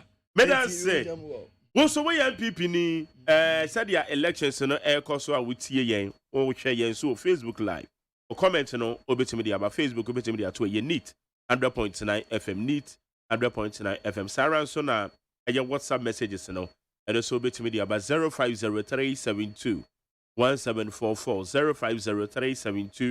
0503721744 na what the abana ya share na ya can be bia na the amount now yanko move away straight out to a year the bigger story that yapono so nina ne fa a Supreme Court ruling ababetoja na enne no dia me pese yemfam free edikan eye asemi hia me gidi se Ghana fo ye nyina se ye dwendwen ruling ababeto ruling ne beto ho wie ye no political statements on party lines and also ababeto minority honorable Nicholas Amankwa with leadership your press conference led by your leader Yera Idrisu the press conference say the Supreme Court the ababeto hone de one word the meaning na or kind of on the lighter note say akwakoye say we also support to the e-levy but the no onye ruling into travesty of justice osusu say ase atentere ne kura no yabu ni komu na enadwie me question na me pisa and say the judicial system aya na ehu ne say minimum your position judicial system na nye judge for na bind dem nsa ekeka omo ya ba ban mu dia adwuma bi a wo mo ye bia ye my problem is painting the judiciary black say politically no yetimi de yensa ekeka me na nka menya na nanka nanado danko akufuado ene John Dramani Mahama one statements a de ba ye no me nko amadwe mi menya ama na nanka eye fine eye ruling ababa betoja ananado so ba ye chirem afa no ba chirem eba ne sana bia obi tie chira de wanti anti ni you obeka sa de aye ka reason what the president kure ka no Sarah so na the other side they be a JDM okay fine ruling ababa betoja eti ye moving forward say review na nipo de call because enyama nyoko ni ba bia na de call ye lawyer Justice Abdullah na de call ye eti say nipa de be call for review Say ebe di ona ka ya dwendwe sa de na fru, but the problem is say ye partisan politics target the judiciary. Be shall say the fru so honorable Nicholas Amankwa because mo na mo opposition mo ye ho press conference. Na wo san ye mrahye betwene. Ade na say mo target judiciary with the partisan politics aye. Okay. Madam wase na me fa kwanya sunchi aye watiefo ne wahwefo mo hwe no various platforms so. Na me fa kwanya sunchi am constituent good people of that amenfi ya obi bia na matran. Amenchi am party national executive, regional executives, constituency and branch executives obi bia waje mpretie en ewie. Na amenchi our able leadership war parliament. Any minuanunia NDC amayokuo MPs war parliamenta. Ye de mrano echre ti de be protect Ghana. Meda wase opai na wo hwe wasem ya obusa ya. Ye ka say over the apex court of the land Supreme Court. Nti say asem chire so a we go there for interpretation. But say assembly court na me ne wo a yete he this year ni betimi aka say wo ye dan a asem no say ne bekwa kosi utumi a prejudge de e che ba bi ye won e yetro because emra yenim say individual na de asem no court nanso utie ho commentary nyina before ruling ya ye papa first deputy speaker Rajo Wise. He was granted an interview I think on this noble platform.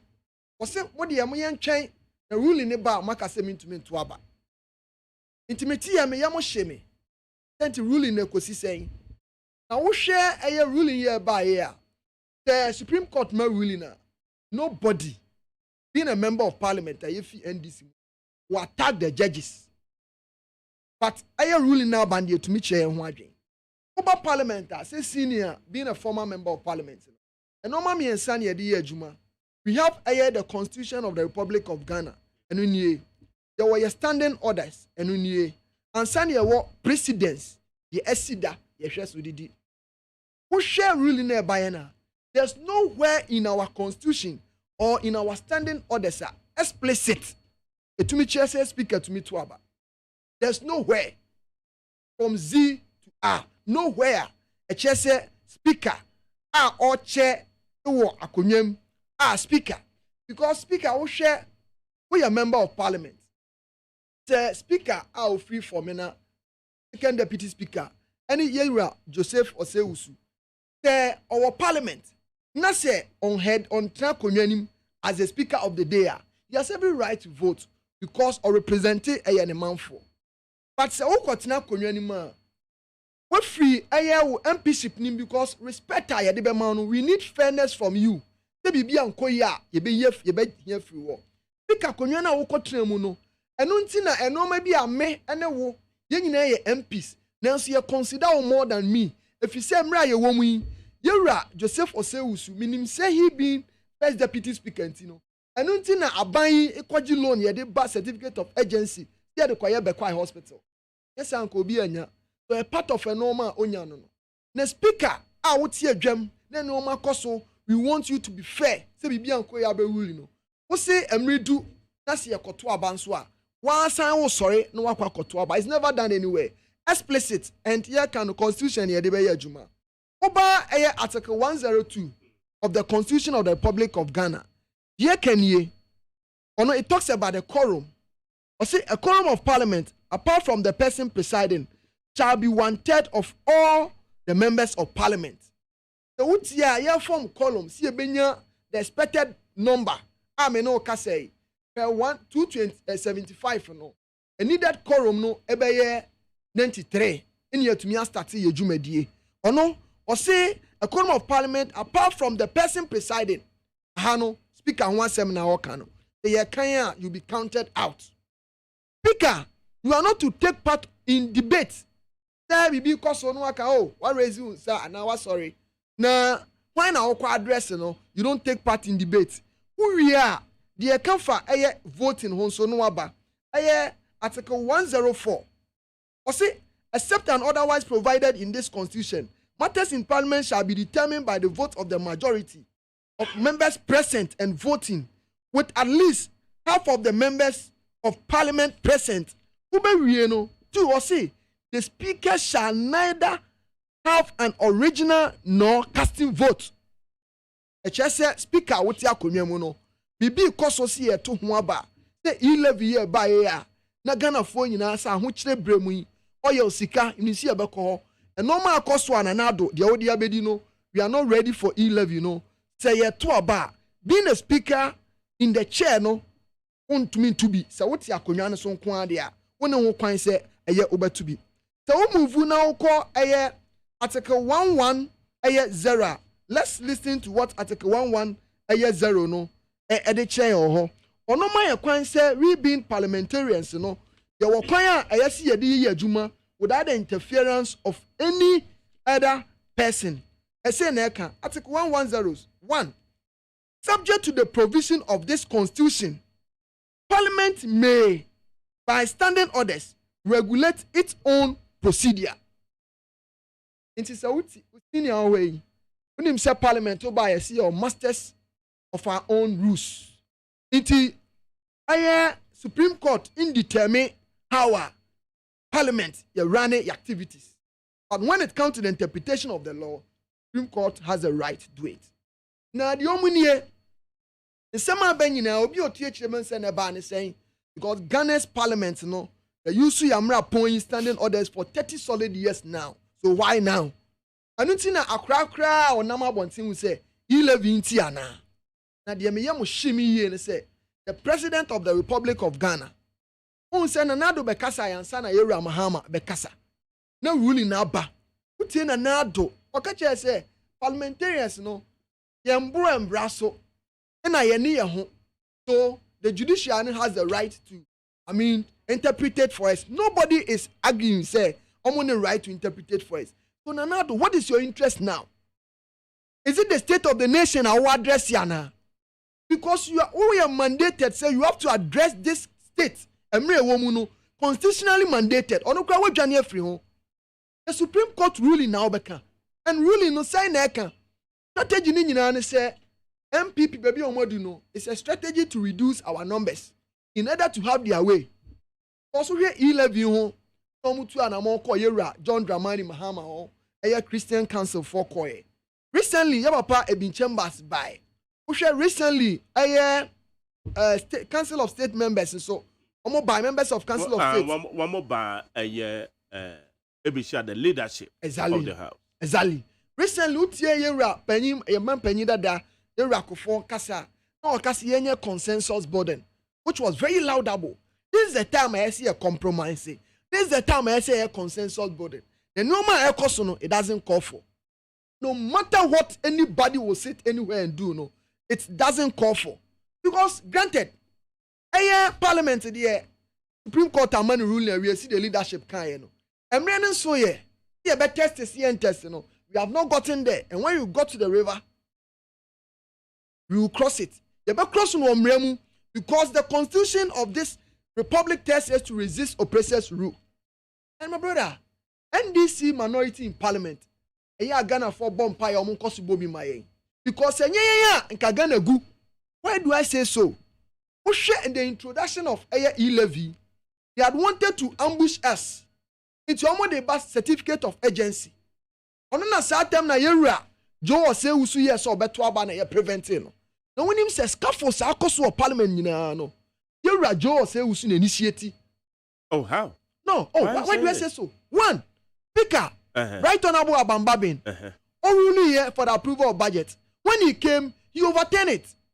Now, sir, parliamentary scaffold say more time we and shall see a brana Joe say usunokrano or your first deputy speaker. And shall see an more better about ye speaker. And as scaffolds in the chance. Is it an idea no go and I will cast scaffolds surrounding E-Levy around E-Levy. Said say na ya fe na ya ba ye nyi speaker there. Situate it well. Thank you. Because, thanks for helping me. Because ye nyi speaker there na parliament has not begun. But I don't know who you muhubi.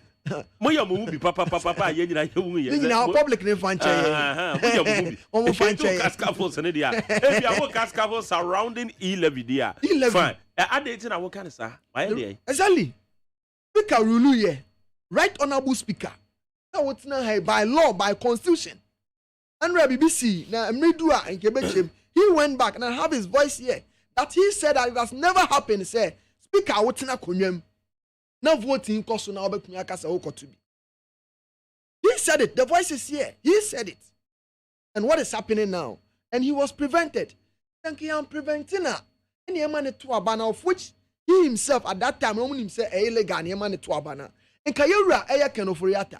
And Kaonko eya Western region. Eya me region.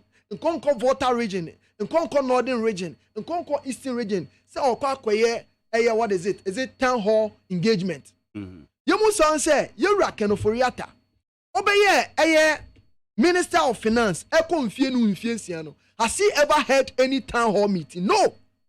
When Ebrano also introduce you a Japa, you dig Ghana gold, your diamond, your bauxite, your manganese. Did he ever engage the good people of Ghana? No, because the numbers then on Nefivano. That's 169. Ebrano PDS, the electricity. Omodiko schedule Kubin Sem, ma is Ghana Kano. Abraham Obaya, not even a single attempt has been made to add on to our national grade. You know, did he ever engage you and I? No.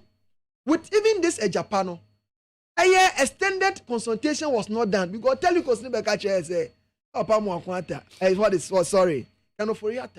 We need to be engaged before so if we have not blocked it, NDC minority and Amba. It is a worker say a numbers then you are not being fair too. And I say submission in your accurate because a Japadio no, and then I go through. So I can go through because that time they were having the numbers, but yet. What would they hold at it also? They had their way, but he took the intervention of the former honorable, is it Martinamidu? Former special prosecutor. Exactly. And the minority in parliament to come out to tell the people, say, no, we won't allow this to pass on. When maybe first of the State of the Nation address, that was my first year, and now to address here. He told us, say, then the real say he's coming to meet 137 against 137. But why do I say so? The numbers because for now, no one who say can afford say 11 in nana adabraka. Nana, this FM so I then can see him. Here about me, I catch a year. I say, I mobile money tax dear adabraka. I want to say Mobro for now. Are you involved in mobile money tax? So there's no way. That was 31st August 2020. Yeah, mobile money tax for Ghana. Into why now? Now, Mobro for no say woman they have been exempted. Anything else we 100 cities a day I won't count. Minia, some chop for Momo Ghana for. Into Minia what here, senior man. So who send this camera bro? Would you when you been 2% the same now man? Honorable Aye, the constituency see on your MPBMO. Now, so question mobile money account. I mean, say transfer on a in this week. There's no money walk less than 100. No, the Kotoko there na picky. Any fuel, petrol, 1 gallon cry, say. It's Yomo Canada, a crocodile John. And anything again for say, you promise to move this economy from air taxation to production. What are we seeing? And the head of the economic team, Yura Aya Baumia, where is he now? This is the time Ghanaians want to hear Yura Baumia. He was organizing lectures. 75 questions. He's the vice president now. Where is he hiding? But over to me, Ghana 4% where is he hiding? Why hiding? Digitization agenda. He's running away from his recall mandate. He is the head of the economic management team. The economy in the history of Ghana, Ghana's currency cannot find place. What 10 performing currency? Africa, Zambia, they are doing better. Zimbabwe, their currency is doing better. Nigeria is doing better. Why? Recently, Namiyama Shemi, World Bank country director, Obekachire say, Honorable Aye Nyakwayana Okasa, me man nka say IMF because Ghana gui na now do ni ewura keno for ya take Ghana pansam here before IMF before COVID. So they shouldn't use COVID as a yardstick. Na ade man here kwanwa minim so obeka sa ne say wo hwe de wa dollar ni dwane na wo hwe COVID buy 2 billion from IMF, sorry, 2 billion from IMF. Omo ankasa World Bank, 660 million from IMF. Who share 435 and 600. Na mami chomu. Omo the 120 million. See from Kotonro, 100 million for logistics. See at be fighting. And san omo de 430 now. Anya busumi yanka wote. I'm a member of parliament. World Bank director ne beboya man. Na me say anya busumi yo beka yanka. When we say people for bunkunta hoda. Nobody heard of it. And no maybe a foreigners na bufu. Say na do de Ghana man. E man no mo tie kire say man yi wu omo de ko ha mo say mu. Na minim see edu wa e betie sim. Be a Ghana du no enye. Okay, so now, papa no dia wakeke nyina no wo hwe analysis awaye. Why would you have to tag the judiciary? You are not tagging the judiciary to the ruling government. No, your leader, Honorable Harun Idrisu, or your lawyer. Obekaya, say minya date no. The press conference be or yeah. Nina no fa I tell you a year I think Quasin more MP of course no. Na oka say judiciary no. Kwakwe said they are being manipulated by the current government. That is where my problem is. And then I say, yeah, the ruling government, you know, Jesus say because about the side are dangerous, and we have to be very careful about it. Say, Jesus say executive, a new judiciary, unanimous decision, 7-member panel, a take a decision. Never ya say, a year ruling and 1 more year because levy eba. Because say a bang bidding in Sakekam. Why? And your assumptions nobody Juma. And now you have the evidence because somebody can't was ana. And you're worried. Because for future generations. And until now, because I'm in an open space. I'm backing whatever argument I'm making with this constitution. I agree with you. But your leadership is tagging the judiciary. He's not tagging. He's telling the reality. The reality. The reality is that why? Mr. Namit here, a open can see a power of videos. Or say, now then, we no more judges no. That be almost a KG4. And our madam can say, no money in just so. Omicron say, 7 Chelsea United. From my Namika say, you're Rajo Wise. He was granted an interview on this platform or another platform, the same house I was here. Now I say, what do you want change? The rule in the bar, Maka say, mean to me a day and participate. I say, okay, in anticipation, sir, some like could court or expect a positive outcome. And you seminar by another election petition 2012. Cameras, ne ebu another fear, ebu John Dramani fear. Really, no, just as I took about then the governor, the ball from a hammer, the ball from a cameras, no, the associate call, yeah, the command. No, my hammer, no, you know, you're remisata. No, my shall quite that time, another friend and no receive call. It's another because I'm not on him. I dear baby, and Roman shares quite too. In anticipation, is okay, about fine. And my fighters will be Casa doesn't mean to be manipulating the judiciary. And that is where my problem is. Your problem should if I would have gotten Honorable Harun Idrisu, I would have given him 3 solid questions to explain why OGD say judiciary is being manipulated. For the question, mommy, now me answer. I am giving it to you. Then right the question in say if say ruling back, na say who to meet your wadjin. Yeah. Say Ankwama on a wrong one, and another started it. 2012. Make us say wrong. But make us say judiciary no. Yet the boy partisan politics na yeah. Nanado started it.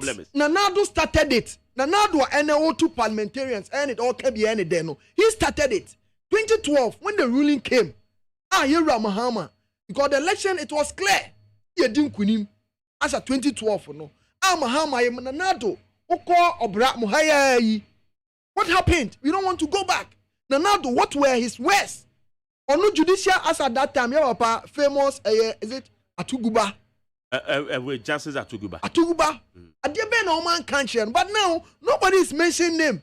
But we have every right here, bet you have been ruling now, Bano. preparation grounds for the approval of e-levy. But me dem anu si no. Yeah. Nyankopon, he has a natural way of punishing people. Now me catch Ghana for say e-levy no as far as nyame ma ye nkwane ahoden all members of parliament no. They can impact to create before any strategy to reduce our number. E-levy no it will not see the light of the day because what Ghanaians are saying say nkame say oba say honorable ayese MPP e-levy na ba a tax we all support say aban budget the tax no dey develop it. Sika wajeje bosin awabo revenue awaje no they should account to us and we'll be ready to approve the e-levy. Okay. They're running away from accountability. It's a more reason why Ghana this year under MPP there's mistrust because Yenra Mahama Breso Okonabo aye no constituency from Takwa to from Takwa iko twema yan free iko dua so itwemu ko sehwini ni patemu yaman asphalt dunkwa to ayan free contractor also omba no mo pam no nanse o mawie na oni politics o mo ye omba beto aso no kra no mo se ja otra anabo ba bi o mo talk kwadu ni ye no fro say mama oba o mo tablo be kwa me pre krom e free kwa me pre krom no e ba yan free no mo jai because one ye NDC. Anyway, but that's it. I need 100.9 Honorable Nicholas Amankwa, NDC MP, Amenfi West. Amenfi East. Sorry, Amenfi East. And I'll tell you. Okay. Honorable Benjamin Aye, former MP, Upper Benchra West. Honorable. Yes, sir. Really, about Betujamo, so as a Maji. Yeah, that's it. Be properly the mention with you for any other for you, especially Madame for the Mambute. Okay. Our former Central Regional Chairman. Our corporate first vice national. Oh, okay. Ane inu kuma for this say. I mean, chair mini so. I mean in the bush here. First time ni or parliament. I'm say. What goof be brave, but oh, sir. Oh.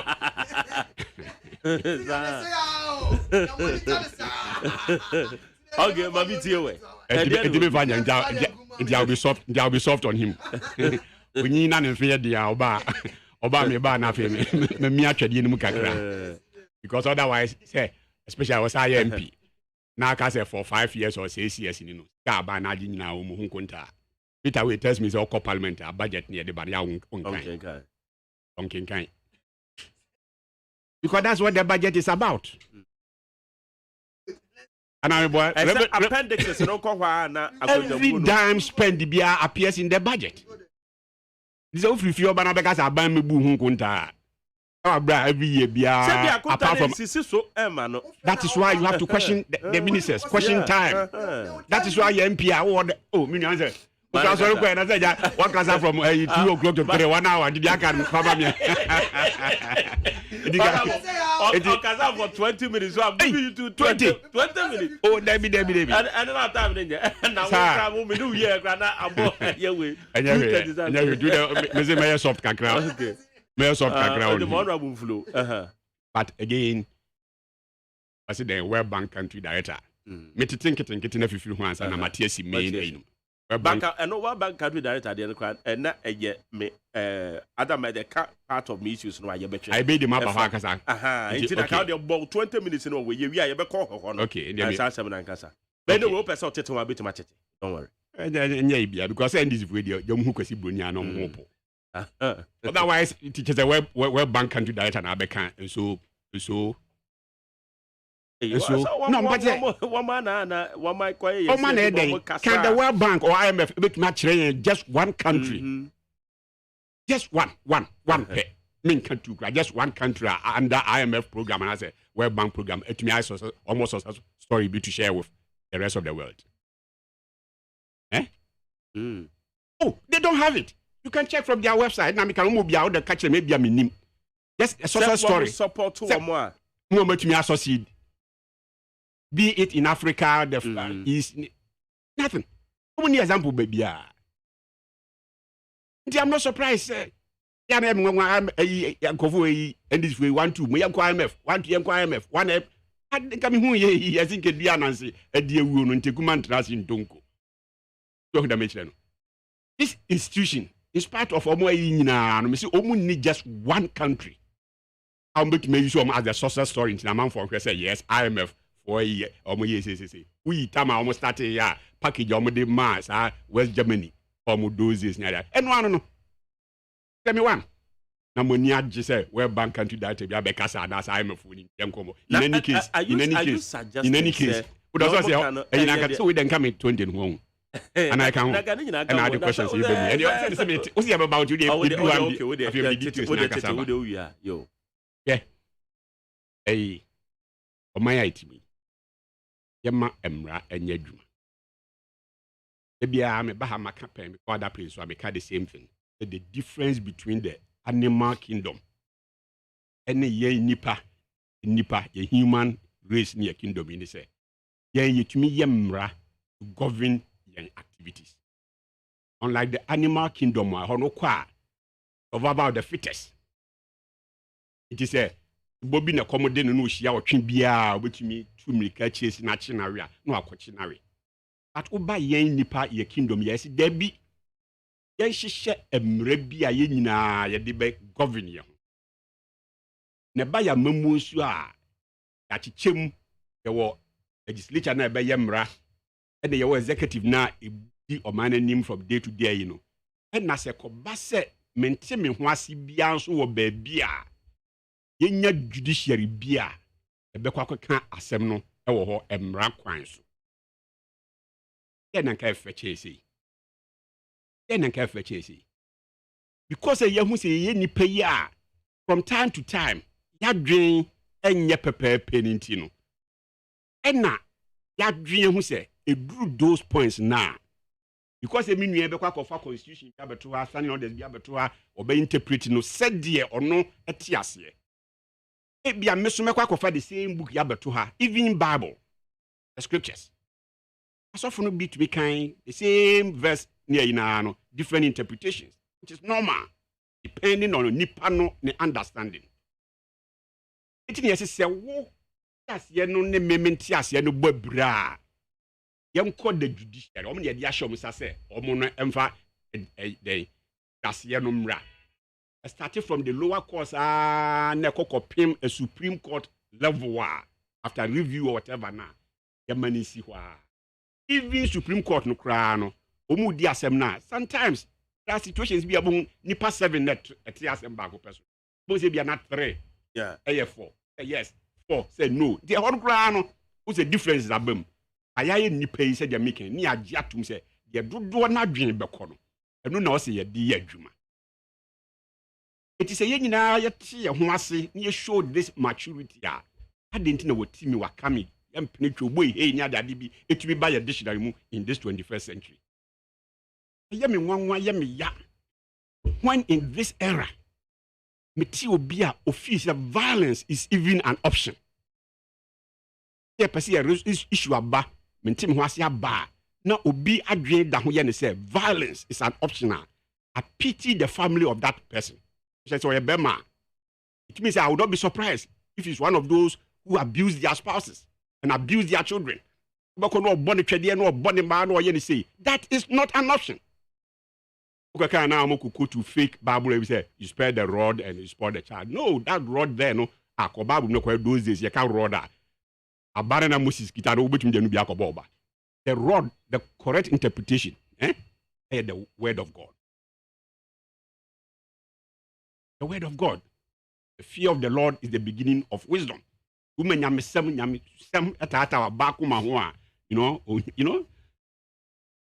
it is a one man no ankawa Quran ho enu na eda Quran say. Where the word of God, one man nyamesem and to me oba. And I say where ya Quran say or Jesus not talking about say about the about the ball betrim. Otherwise in Quran quite obo they become hardened.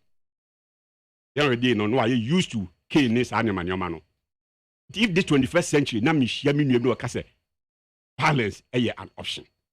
Them are be mentiasia na dia be resort to violence. I wonder what kind of human being that person is. Ewa bra mra kwanso. Mra kwanso. No matter your differences, it me akwa resolve all these issues. Ewa mra kwanso. So, hwe. Emo time anase bi ba. 2012 elections. Yeah. The two abano kabi udeti President Mahama nankasa a winning ye no. Comment I will make here. The tea nanado so comment I will make. President Mahama ebo Supreme Court abaso emomi homa yo meduma blah blah blah blah blah blah. The same body na and or say omo judgment enye papa nti go bu bi no. Same body Supreme Court na. Meanwhile, nanado so response at that time. Let me know a try or can be any no correct. Nanado doke and say my day my many woman yadwin. And so my jatum and unti call for review cra. In the interest of humanity, no, na you move on. What civilized people do. That's what civilized people do. You don't resort to violence. That time said, okay, now man for MPP for Abochonku, Ebimu or Brian, or whatever. If that man is violent in nature, and Okoye said, he said, yes, you don't get your own leadership. I can't say, Oko Parliament, so Tron house or Bobby man, Nitias, ya, Okobona, and Ananado Mark, Ekoye, that kind of irresponsible statement. Ewa Homan, or May, Ebianke, Jad, them, Minu, and Parliament, Grago, and Yebiama, because that was 2012. So, fast forward. Asemu Abba Parliament. Minti me ho asibi Abba interpretation of the law no. Yeah. Me who say the me nua yi kan. Your standing orders no. Ayemra. Ye ni ayaye as to how ye de be dey.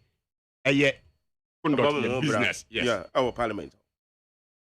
But some yi so no. Enya the source of power no so fi the same constitution the supreme law of the land. And as that you know ama wakwanya say to the extent to say unkoye mre bia etia constitution and as any constitution ne bob ebra no wa akoko organize rules and regulations as to how abeye would do. Now wakoso wo the rules ni ade no adwuma. Along the line, obi efi say there be that rules ya yedi ye dwuma wa hayi. Etietia obi fa ahudie so. Which fa ahudie in this case that of the deputy speakers. Yeah. Because one thing I end this before I get confused is the difference between the speaker. The makes a definite article refer to one person. The speaker. And open me bisa wo radio station say ana me nua tie sisi ye pan say sisi ya ye nua babin etukwan yeah ai bia Joes wo call parliament Joes na preside ye then ne okọ fie na ne ba kwatro BC emfa so nim say babi beba next month for the next 2 weeks 3 weeks e bia Joes be preside deputy speaker and best preside ne ba kwatro BC no say da help me with this question. Who is the Speaker of Parliament? Is he going to tell the body said the Speaker of Parliament is Joe Osu? But me catch about how betty exams no. Because you can't the Speaker of Ghana's Parliament, Babin. He is the only person that was swear the oath of Speaker. Joe Osu need the other deputies now, they do not take that oath. They take the oath of the member of parliament. It is the main role until Otifion is to be a member of parliament. If periodically, now a need no arises, say go and act. Then you need ho. Eti behwe echire na bibia enye okay a. Enu nchire say we lose ne core mandate Otifion. Which core mandate? And so we take part in debates. Now, you vote in Suba or Tumia IB because Oniho as an individual or representing constituency.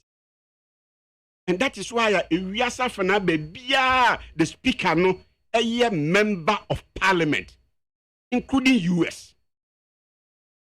Where the speaker is a member of parliament, they don't lose their voting rights.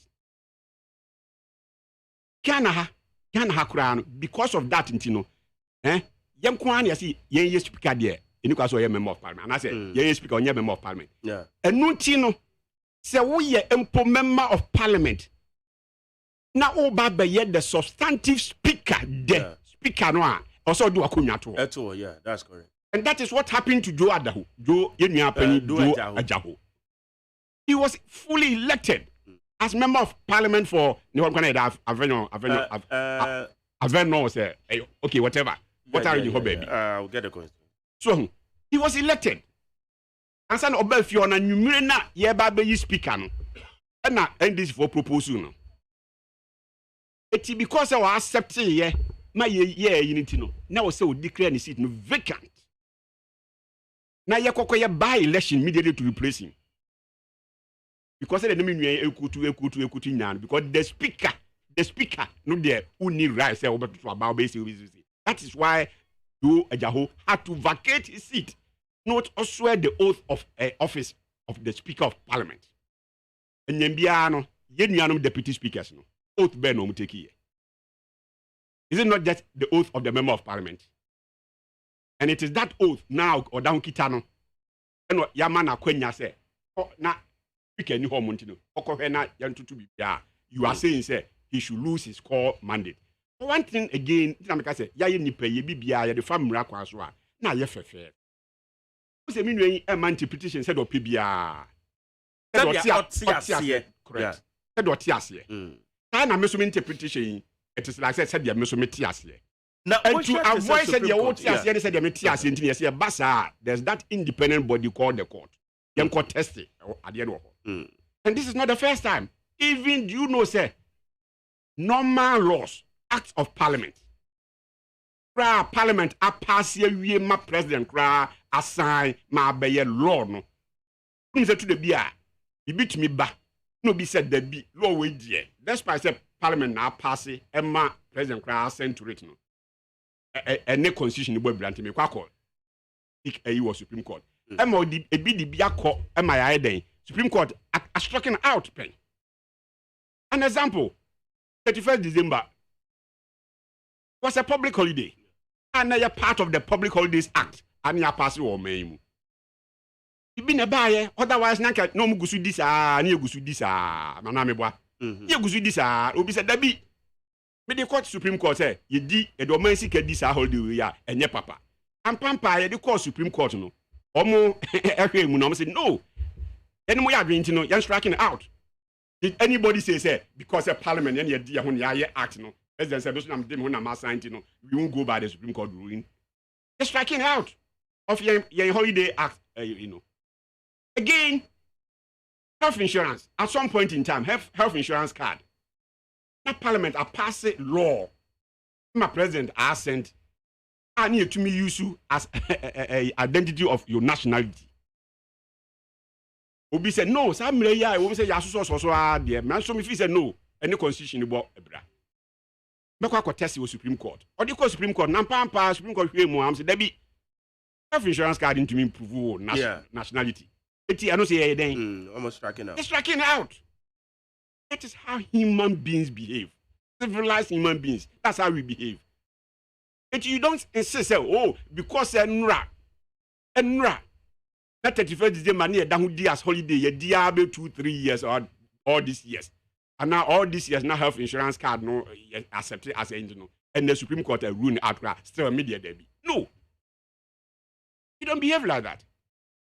So, on the lighter side, you neighbors what they say because I do. I said they want pointing it out. I say because of 11 year monument, you know, and I hear Kwakusi Hospital. Oh, okay. I say being the first speaker. And Nunti na Yekusi Hospital. And because they were yet, also Nunti. Which means that when you MP, that's why you have opportunity. The B. When you MP, you didn't get it. Please. The son of Mekan. Yes, the son and no. Son of Mekan. And I make sense. Oh, please. No, what's the minimum strategy? The BT. Put a member simple question. On Tiano say, Minia, Dakun. The Aswako for my am free. You could see new. Oh, please, you could see new police station. They are so bad. okay. Yeah, they are so bebo. Then you through the lobbying. I don't get through the lobbying. But yeah, hospital was say usu constituency there. Already or your first speaker here. I mean, where is the logic? All right. On the lobby because of your first speaker. But minya lawyer Dakwa, maybe constituency or na sisi or MP no. Ono ne de ye kwa akoye wo ho no. Ye be kwa akoye wo constituency or no de even opposition MP. Enye aban say opposition MP. Then does oh minya oh kasa na my di. Because who say obisa we say or the ono ade bottom sika and I can say through the lobbying. It means that buying a wakoji loan or buying a loan. That's the point I'm making. The bank come to demand their MPBR to me lobbying projects because the crew. Yeah.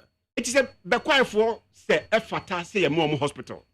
Let's move Benya hospital. You don't say because not there. No MP no deputy speaker Tina. Tina Benya. No, you I lobby MPBR lobby. It means as a union lobby being called Grandma man Stadia more Yamoha. I didn't tell me I'm now lobby. Now you speak over to me. Okay, so honorable. Eti you can Namdi say. And your if your any say resist oppressors rule. That's what our anthem says. Resist oppressors rule no. And no chance for ration some na ye nyoma basa said you pay. Otherwise said okay me in the bush here. Me am catch your weekend you also walk constituency no dry have for my boys na boy.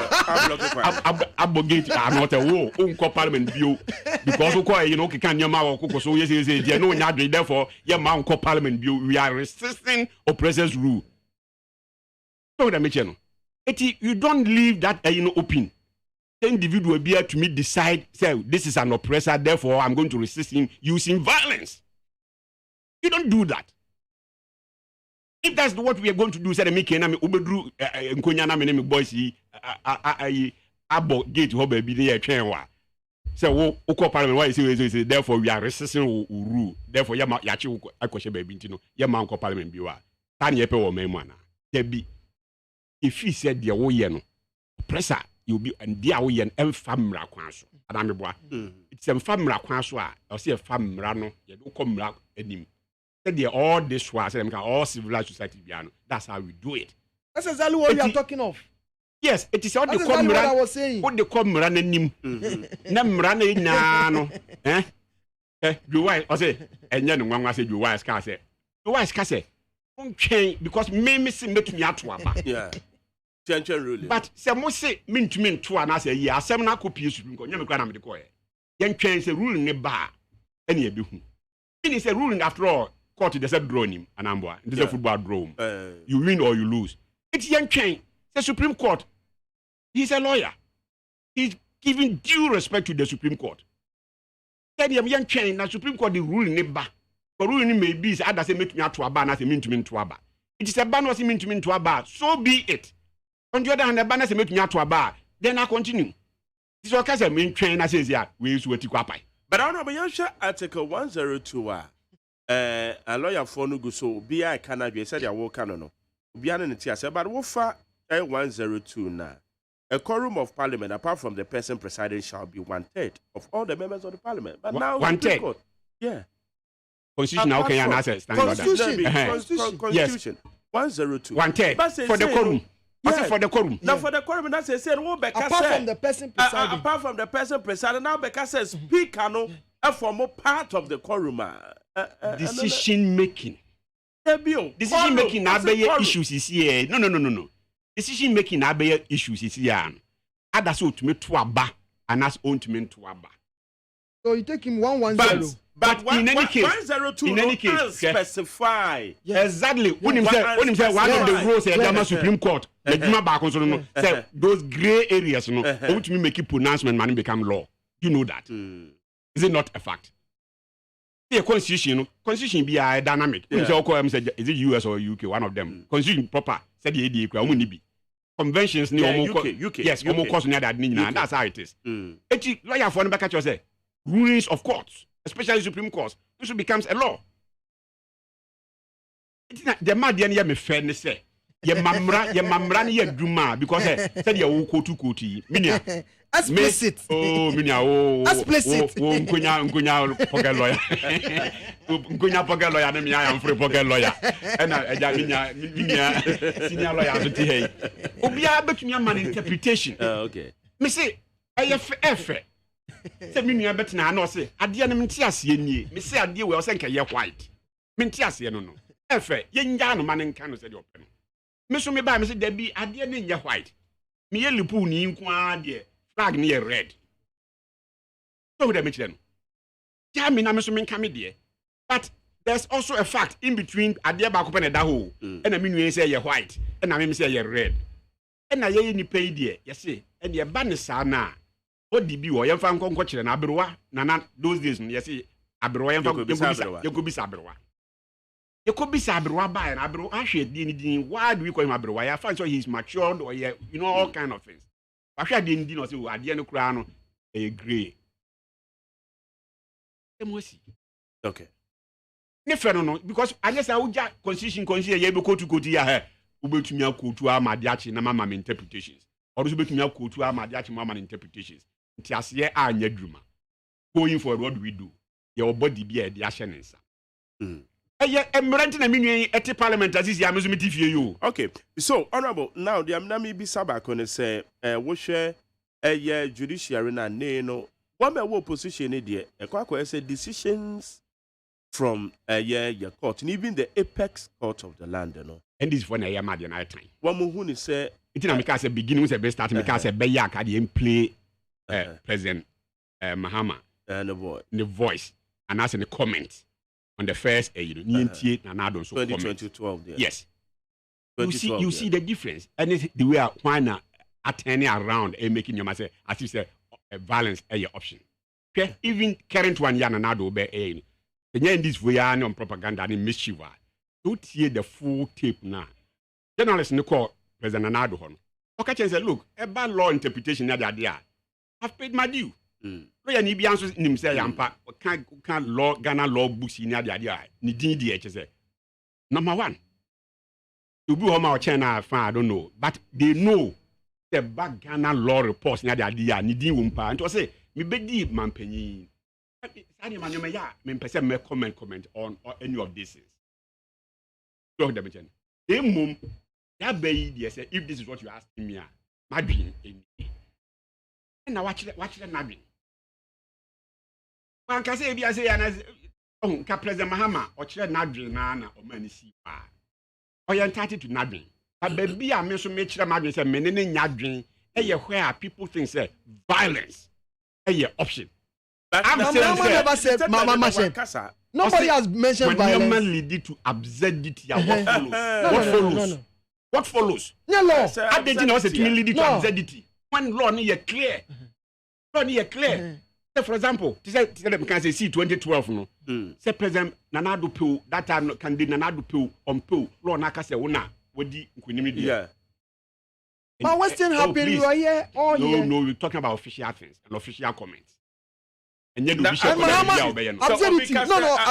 No. He has never called for violence. How? No.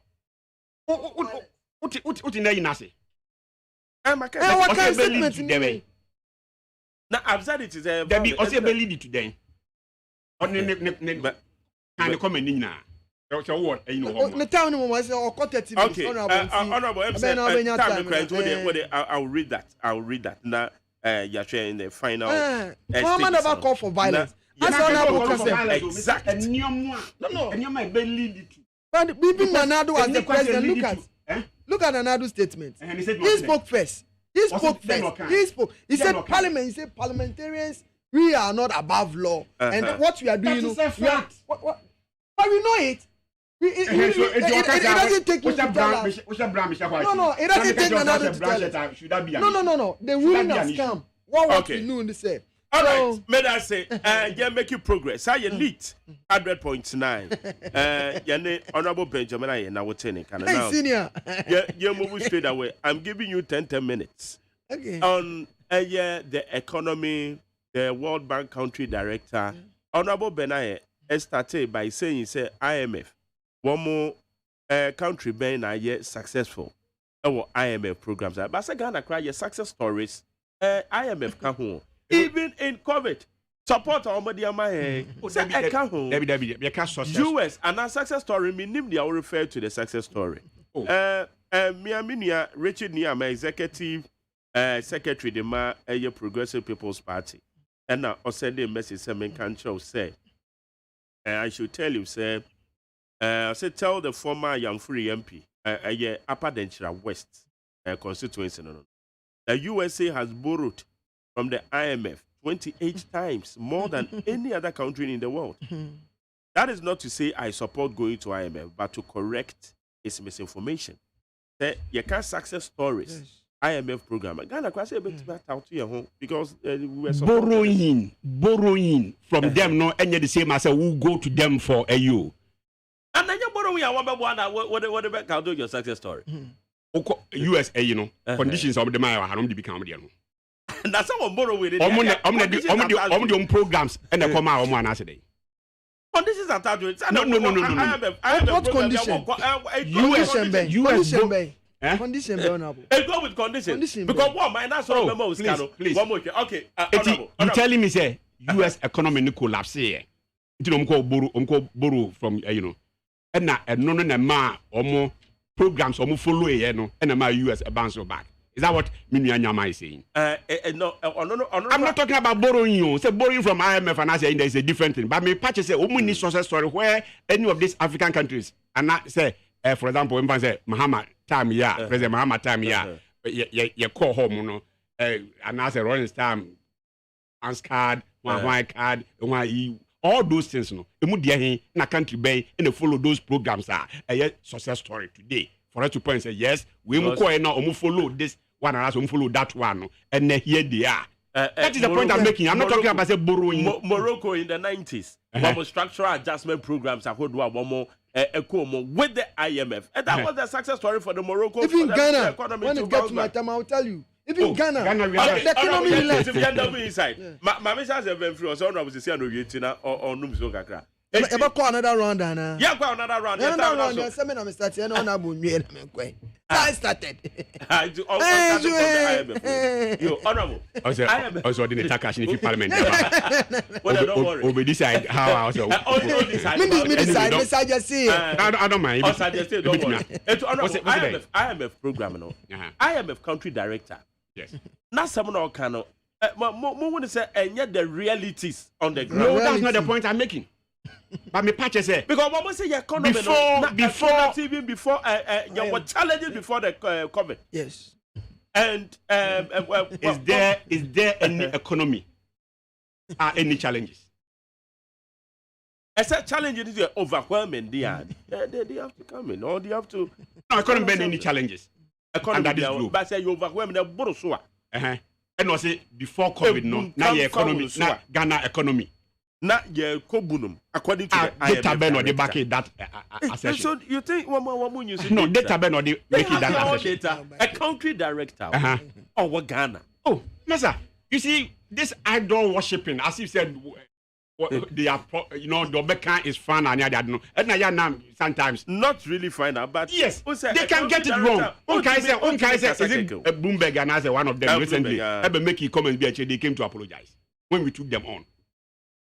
I haven't heard any apology. They rather went for remarking. The remarking has not come. No.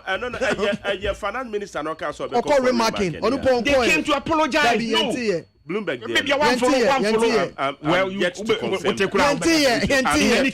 in any case, what I'm saying is, me economy say, Rebecca say, what challenges now? It's a fact. Obi no bit me deny say, enyoma enkoye this time. But what I'm also saying is the days are where we think that because a kwasibro ni bi na ababeka nti no do no aka na gospel truth no should be over. After all, said again, I make a community budgetary support, budgetary support, budgets are near the core parliament, no indicators, no where were they pointing? Anybody be who care to know, who read and follow your economic statistics near that no. Did we have to wait for World Bank country director to come and tell us indicators say and you are rough. We didn't need him to come and say it and say that because the statistics were clear.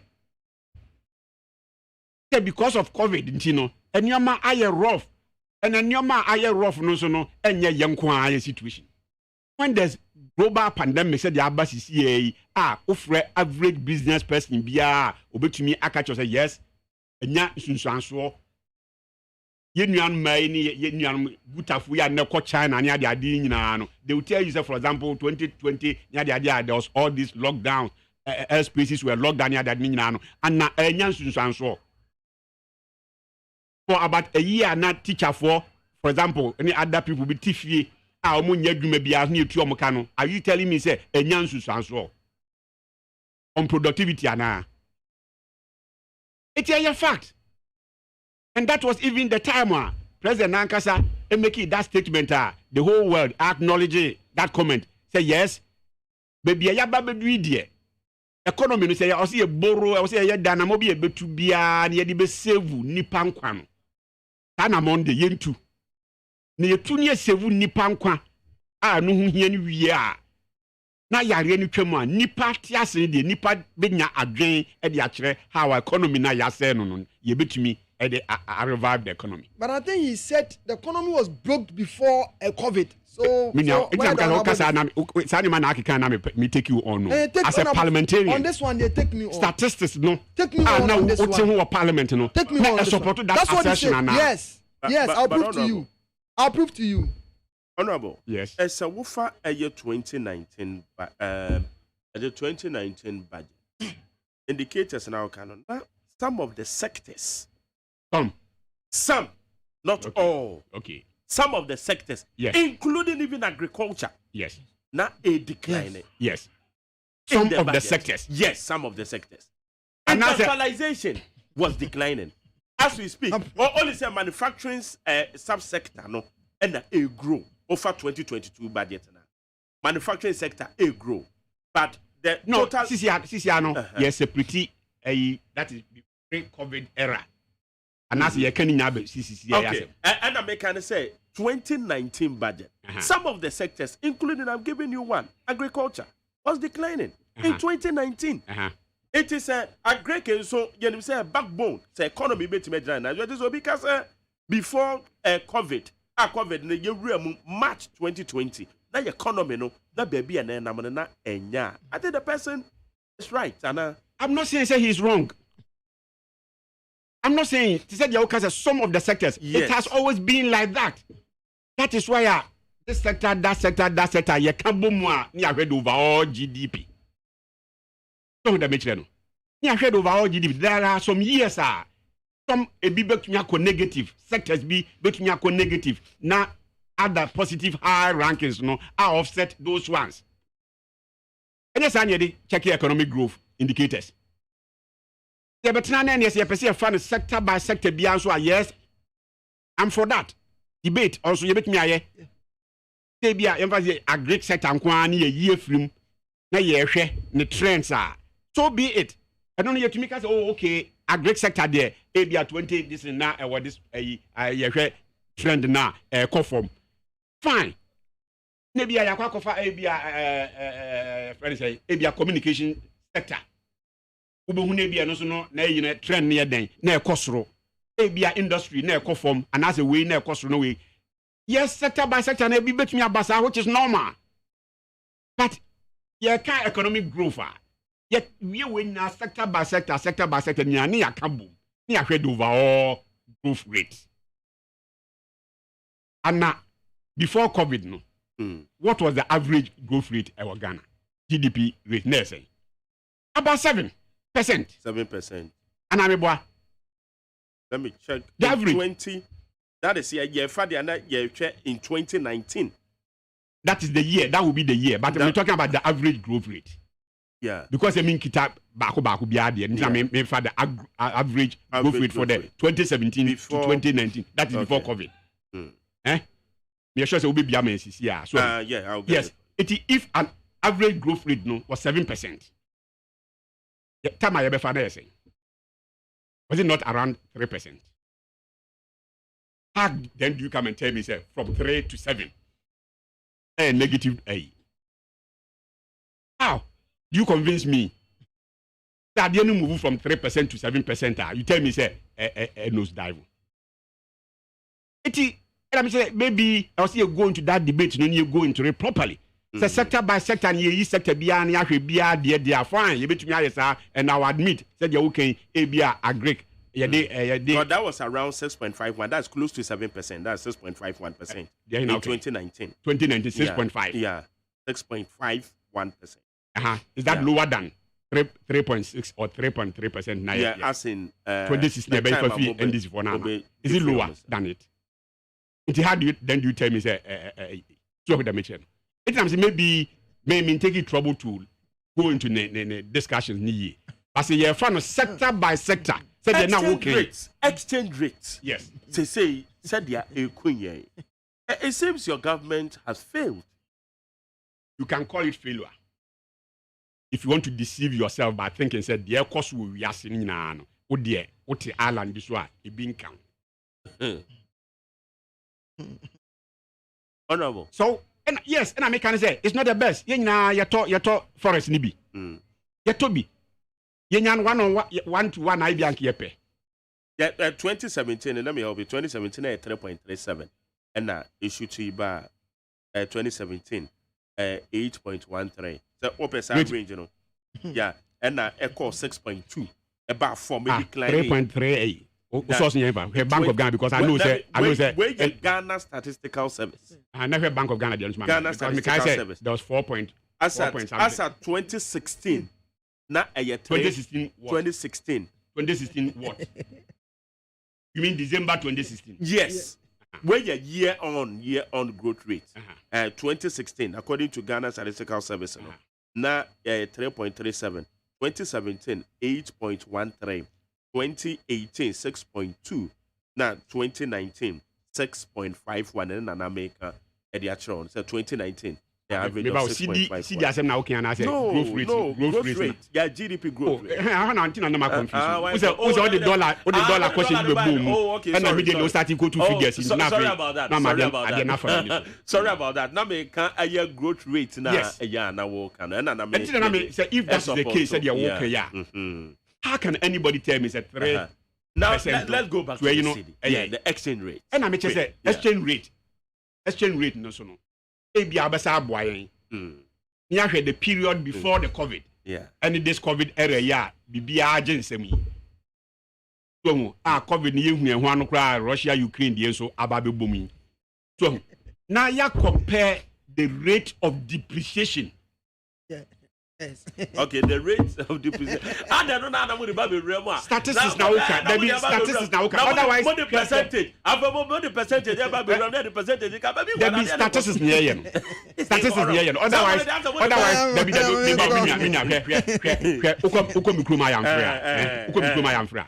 me papa. Oh, that be that is so. There be me papa. Yeah. Osi a whole fish here. Uko krasi ya kan fish ya so ye de tuba compound house pa kese pa a concept kura ba kru ma tribia ho na ye bebe ye no so nte fish ya kese but I can tell you only say or the equivalent of 1 Ghana cedi ene si selfie it is ene umam 1 Ghana cedi na mantumi amfa nsi fi abeka chem se me kan sembo kwafi abana na say bia me maybe 500,000 cedis and you can see the same if you need would you have to complain? You don't have to complain because you do baby as a bad statistic there. We use the rate of depreciation. No one say Anna way breso any way a breso. Yes, see the nina a depreciate. Now so why rate of depreciation no and they better. So the way I'm a person you situate, you know. I just now the nominal figures there. You may get it wrong because nominal figures they mean I make a say if and Rabbi Papa the 1 Ghana cedi let me see now and then me take you 500,000 this the same Dana. It doesn't mean say my yard there me Papa. Because I mean the 500,000 Ghana cedis and just say me will scratch me Papa. Because the same Dana or not the 1 Ghana cedi you know. The same Dana me the 500,000 and ABC. So it is the value, no, it's what matters. Not the nominal, you said you will try to quote it, no. It's not make sure say, look, the we opposite say even the other time I hear advert. I could be no fee story builder, so about from one of the insurance companies. Yeah. And we be car or the mattress be better her, and I can't be boss. Yes, over boss now, one who are on Sabi. And I say what whom be betty. Okay. It is a woman to continue. Ah, because what was my bebo for mammy say, right? But so you'll be able to make drink what candy, I'll bet my sack, eh, and yes, I quay from mattress and metuha. I'm trying to move from the crank, you womb fa. So the mention. It yes, a family the other ball all right. Now so measures be a year into no. I'm at the impact on you, no. I what now so no kakra. It na me say. What beside say yes. CD no even with COVID and all these difficulties, no. This is the rate depreciate. Then yes, what fa na wo ho ya num na wo ho omo time na bibia kwen no na depreciate at this rate. And yanka with these difficulties no na wo ho and can rate the by now at the number. Okay, honorable, that's what we call honorable. So, madam was say, the second opportunity I dear my. Let me clear we say. Just all about thesis when you are doing. And the mama inside Apana. You have an inside about. That's why I don't know. Our listeners the best. And now, but we know who topic I ever discuss. I watch your making the submission. I'm making submission. Honorable says, I'm one. I'm one. I'm buying a mono. And then the difficult challenge my MPP communicated via a mamu ekoso. A mamu ekoso. It will be. Yeah, Zali, near honorable on a Supreme Court ruling on the Kituabi, and this in Biana baby, I said we will resort to violence. The Casa resist oppressors rule and just resort to violence. The Chinese Abasha said, and Malabaya Juma, Pepe your Bayajuma. Your friend is saying, Sam George. Casa, no, I can't. Enti Mbrabe Juma na Yura Mahama, he made a statement. Ghana for him say the nature of Mahama no is not for violence. Na call violence record there. Na Usha World Bank country director there Wakenya. Say MPP4. MPP4 ya bre any COVID. COVID there, nyame for obi a ohwe na busu ani kransie. But it was a blessing in disguise to Ghanaians. Why do I say so? Ohwe anya Ghana kwa na COVID by you. COVID koye neighboring countries nyina. Who say a country a the man panyin na do per example power man ye Cote d'Ivoire. Oya na Cote d'Ivoire a neighboring country COVID ko we what me assess country's performance in fighting COVID at the rate of people new year no. Who buy a budget deficit? See they now can. As at NDC Koyera under Yera John Dramani Mahama, compare a budget deficit 2016. Budget to GDP was 56% under Yera John Dramani Mahama. As I speak with you, I was 83% under Nanado Yera Ekufuado. And these are the people. Almost say the budget deficit no a 360 kura na just so money. It's you do 83 there. You about me, I'm say the state of the economy now. We don't need him because me no win him. Budget deficit go to Cote d'Ivoire. They're also affected by the COVID, but they are running at 5.8.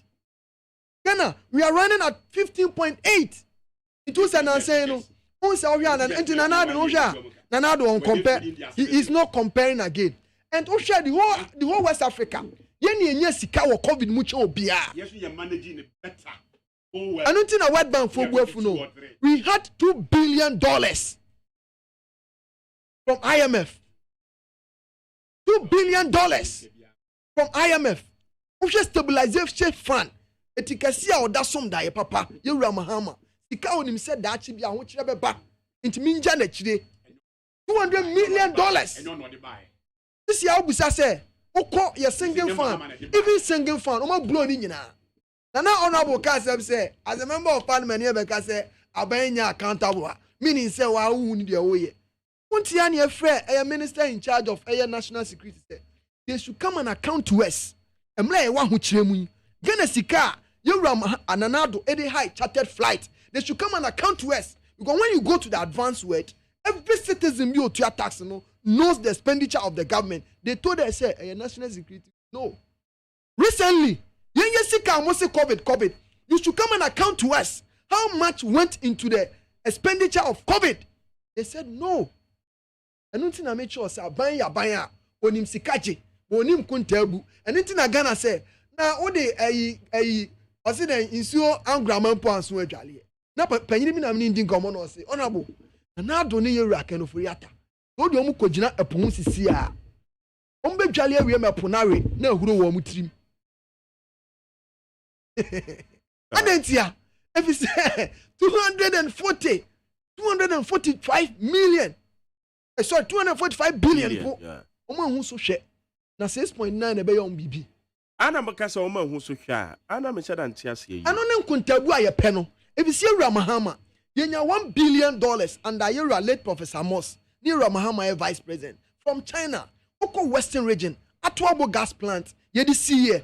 Ema company na etua no hoka. Ema every year no annually no. Esi yenya $300 million. As I speak with you, Nanado Bawumia Kufuado, and Nanado a Bawumia government. Aye, company no sa deka. Atuabo gas deka $1 billion. Company Yura Mahama SEO. Ene Ghana $300 million a year. You must say Yura Nanado.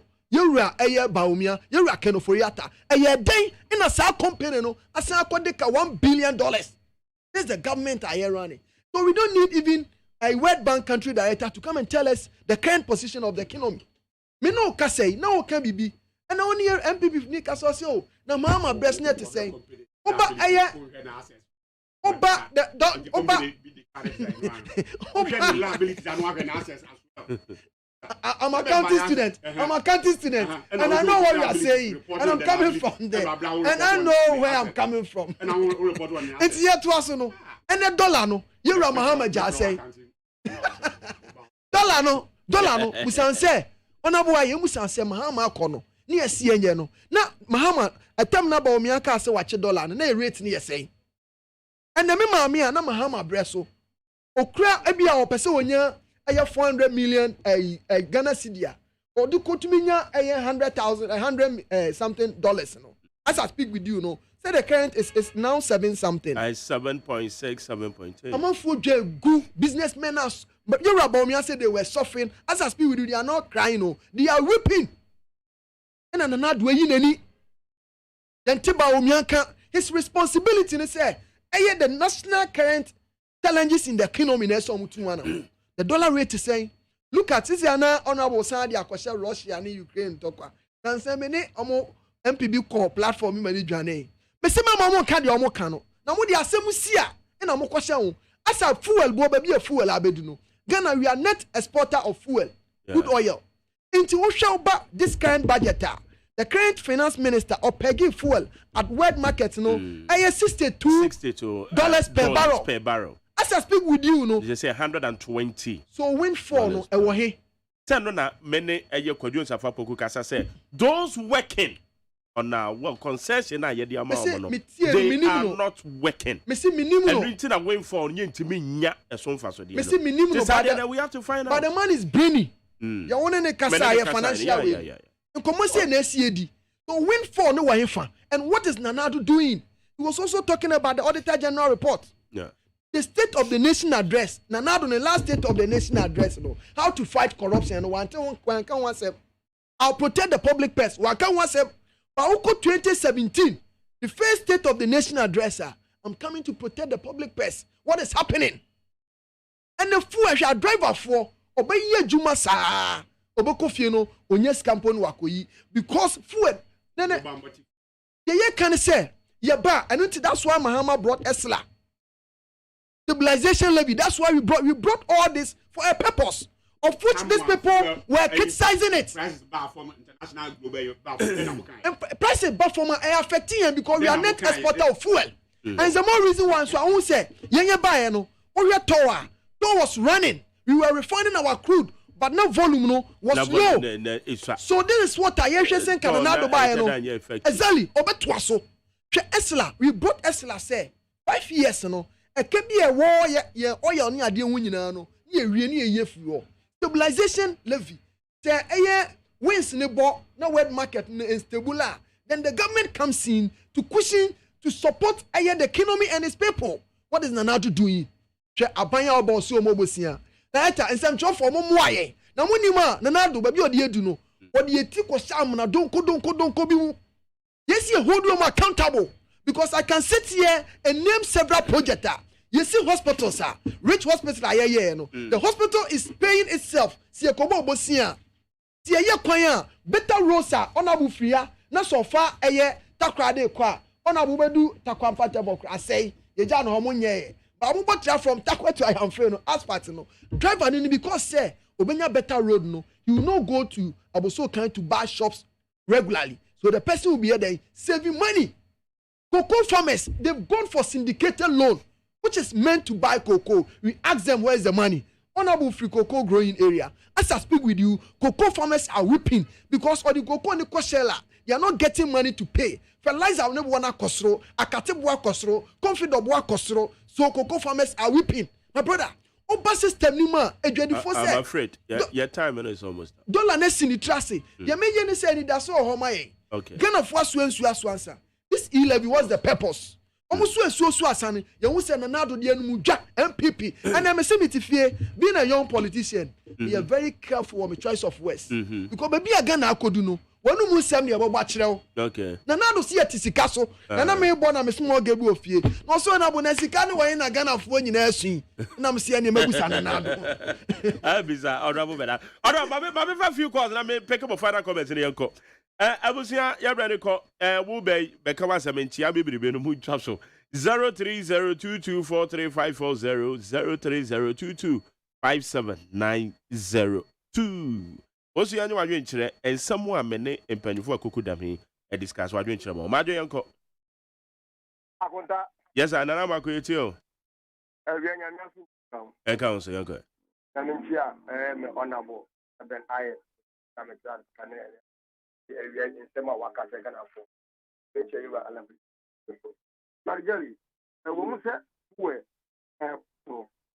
na me no ni mze gana hafu a yetu no ye de ewu eyesen wo ni ye de tu ya ha school amana no fo yetu fu no wo mu nya so mpaso na ye sa koton amana no ye nton wa etu e ko pa ki de ye de refine do ye do wa de be ni nya so mpaso and ye kanje and is because they did not omo ye say nanado ye nanado wa ye adia ma organ ma man gana se ye nanado mre so na covid ba ya nga gana ye nya ya fiaso because better ko nya so tum so ko better so wudu ko ona go me dom di ba man we ma o ne ko say I am by mabu ko demonstration you know the mama so onye magic no o samba onye magic na o mo mre so ona mu twa na se train alawa en tete alawa na do by ofia and then one deep on the and then okay but I say ma from Rama e pa to my hand thank you so much jale to say nyame adom bako be ma yetio one di one for ni yo ya me gira wa fi se tia o de ne ho popu apia ya no okum kom dr baumia ye tia mo bo djuma papa minia asle ndc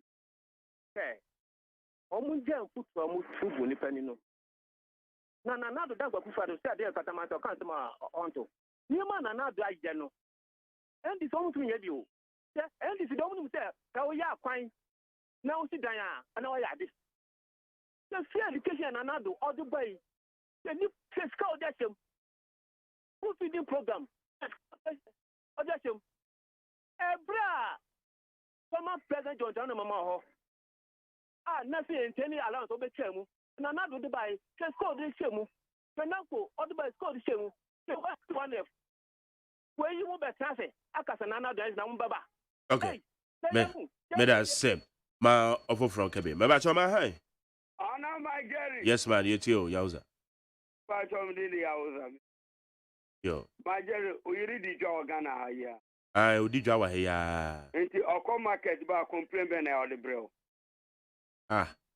Eno so free. Yeah, people say me, my Jerry, we go and say ka me yauza and they say me kan. Eno amaboa akosoro. Obu ato. Nyami chira wate. Me bra nyami chira. Nyamisha, why ya de? What day you move your power? Some president Nekuba ni MPP ni Baumia, Okashia, Mapuntiasi. My dear, I want you to pa a Wagana, and I didn't Nekuba ni MPP. Get to you. Get to you. But me say, ya can't, Okashi Komuntie. I'm over pan, and you put back face, my Jerry. Oh, Madam, 5 President, but Orzank and Overtonu. Madam say, Mammy fa we na yen call. Yes, sir. Yami Adombo Kobema. Yo. Mike, what's that here? No, now, and Ra, and I genetic drama. And as a press conference, or Ra. Yeah. A courier, my manager. Now, the amount of manager, you say, what can be business MPP, digitalization. Sir, I give a work and then an answer, and then just if you focus on AK Ukum. A post with the bar, officer MPP, you may take a quite a bear for the Tangomatum. They say, yes, I know one, what I know will be a good movie. Upon the Bayers, I post no Ampana, it's not a the press conference. No, was the student as a water, yes, say, even Kakra. I'm with MPP, a dear, and you must not say, you know, the quite a bear for the Tangomatum. Then you are just in the focus your air canna. MPP, and you know, other countries. But I say, Mammy for last one. Remember, Choma? Yes, sir. Okay, yes, you are, sir. I remember I said, I'm not sending in our way. But I say, Master of Stadium Pong, almost from the Amadis. My dear, we met up when you wish, actually, in Rush and Damoa, and I'm Yamagan in Atlanta, this Martin. You are Tato Groover, Jana, you. Mike, here in their question. Media next today. Ghana have both MPP and DC, and Anto Swa, a top baby and yet. Can't make us Supreme Court, Akata. Here, Biomagari says, here, here, my only system. Mr. Kobani says, program be about. Now, Utu Kwan to take Kumase. Now, radio program, not all for Kata. Not going to the 2 who are. Going to the 2 who need system rep because need system now is. And she said, Yakua Bama Obi, Uncle Yamma said bedroom. Now, when Yambato, your deputy speaker, not the second deputy speaker. I yet, Abba, not on to me, not being money, just to ask who the reason went here. For Abama. I got your constitution and can tell you. Okay. Supreme Court Pakata, and this is one quantity at time, Koya Momo. Maybe I'm a coming to another Mamu in Yakurano, another Akata Nibu man that said, Don Mama Chenica. But I say, young family see, it'll be our free as here, Brenna. So, where say Mark Jerry, please tell our MPP leaders that they should learn from what is going on in our Parliament House and put things in place so that we can win 2024 elections. Where say, my name is Nanake. My regards to Gomoa Obokurum, new headmistress. We wish her good luck. All we got to say is that she should work hard and we will also support her. We Nanake, but I say, Mr. Kadifin Soma Duejo, say good afternoon, Mark Jerry. Keep it up for the good work that you are doing. The MPP is known for the empty talks and hooliganism.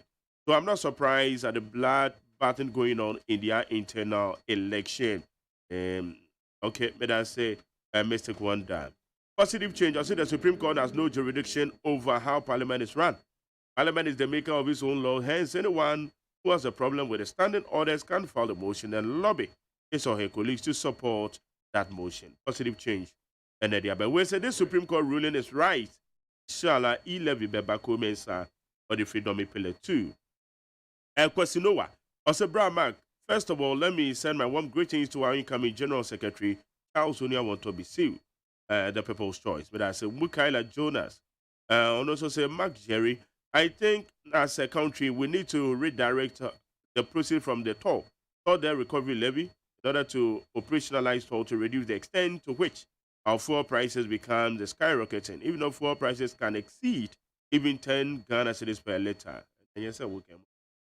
Rainbow edificers also Mark Jerry. Nando's government is doing his best to put Ghana into good shape, but the attitude of the citizenry is very, very bad. Also, Chiahawa Kumsen, Rainbow, thank you. Well, so good afternoon, Mark Jerry. Please, the problem of maintenance is a lack of supervision. Supervisors are not working, but they are being paid. Hey, Edifric Gulf Estate, Tema. Where say my name is Kwabena Freedom, aka Billy Who from Anyako. Today the judge is good for the MPP and bad for the NDC, but tomorrow when the same law favor the NDC, they will congratulate the judge. They should give us a break. Kwabena Medas. Yeah. Honorable. Yeah, sorry. Final 10 seconds video. Call your time now. We'll take 10 seconds there. Anyway, yes, and you're more than, but yeah, best I call Muslim as I say so far so dead. Lie. It's always been like that. Come I cover Israel for any fee, Egypt no. Could do quan fin baby now and watch the crabba. No more came now in this one woman. And this way, minia, among no came. Yes, Uncle Egypt, your Egypt and Yamin, your Egypt and I say, no more fee, said a mamma kind of short memory. No more few more Egypt, no Quasuma no Mukumu, or more Kora school fees and no Muntimintia, or more we invest in our Joint Association of Unemployed Graduates. A nursing training allowance I need a trim. Okay. No, come on, Mobrowa, Yen disabled for class school. Grant a cry now, Yentimintri, I need close down. These schools. That was the time and I lead and class every North. Now, Northern scholarship, near to school. Anyhow. Then it's one year they do Miss Rim Pumhorn pa, but with determination is that for I say, the B. Miss Rim so party, a young son, Kohubio. And Pampa, no, or retire so now, Drew, Boshe assassin. Okay. Eventually, you know. Could be a buy, a hotel, a buy. Yes, times are rough, which is a fact. And so, we Muslim pa de added to one. Yen Sanko, Miss. All right, Medas. Yo. Nico, Honorable Nicholas. Yes, sir. Who share speaker there now? Who share order 1093? Or say a deputy speaker or any other member presiding shall not retain his original vote whilst presiding.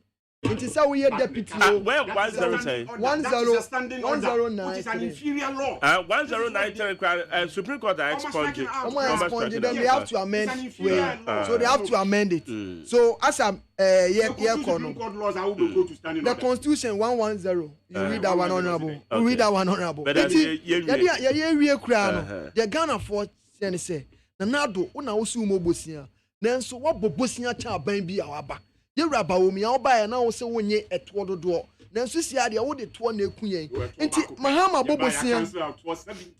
Me no ka say Uncle Jerry. Omo mo ko nursing training, university, teacher training. And obi bi sebe. Obi bi kura wu o mo kira. Ukoyi no mo kiri fi atom 15% and Nanado's current budget. Ono no mo de asie. Me no ka say e school feeding programmer. Ye rako for the buyer. Ye expansion here the aban to nya gukudo ka kire say feeding program no o ma hot no na posia bobo a minister on record I'm a member of parliament no he said there's no room for expansion expansion that's exactly what I'm saying. I'm a member of parliament. I can't come and say expansion it has been wanted for expansion there's no room for expansion also more risikano yes it's almost into honorable higher in the constituency mom when it doesn't see a feeding program no aban say wa riskano scano wa mama kuma no see some hama bobo sia you would ye na kroma dwo Ghana for 2024 there's no way obi ba dwen say okoto abama MPP this year musia no you raba omi away mo fa no me see let me throw this challenge say ade bia you raba omi say ochina nko na so baba no obekasa fa e-levy ho I advocate for the approval of e-levy. Medas say, how you need to drop point? I want to work. I record what to. I was here. Media said, "I'm Honorable Benjamin Aye, former MP, Upper Dentra West. What's the Honorable Nicholas Amankwa, NDC MP, Memphis East. Others so what's in car. Medin the Magerius say, Ajma, Mom would say me that was say. Abra free mamma that was say, or in charge of the social media handle. Only Nana Safo, that I must say. Kojo Damiano, producer, Dr. Paradix, executive producer. The general manager Kennedy Asantio say. And the body children, because your body will supervise. I'm a chino with the mammy offer. And I can bring from Paul Manso. Ebusa, I mean, I don't know, Chinanopa, Anopa sharp 6:30 metanase, yet the assembly dika, yet the bebro, your bebo was 7 in an year to Sudusomo. Jacopo, a shuro BBR. Ola Michael, or the year Kofi, a baba betwals. Yami shuro BBR. Yanu me bibri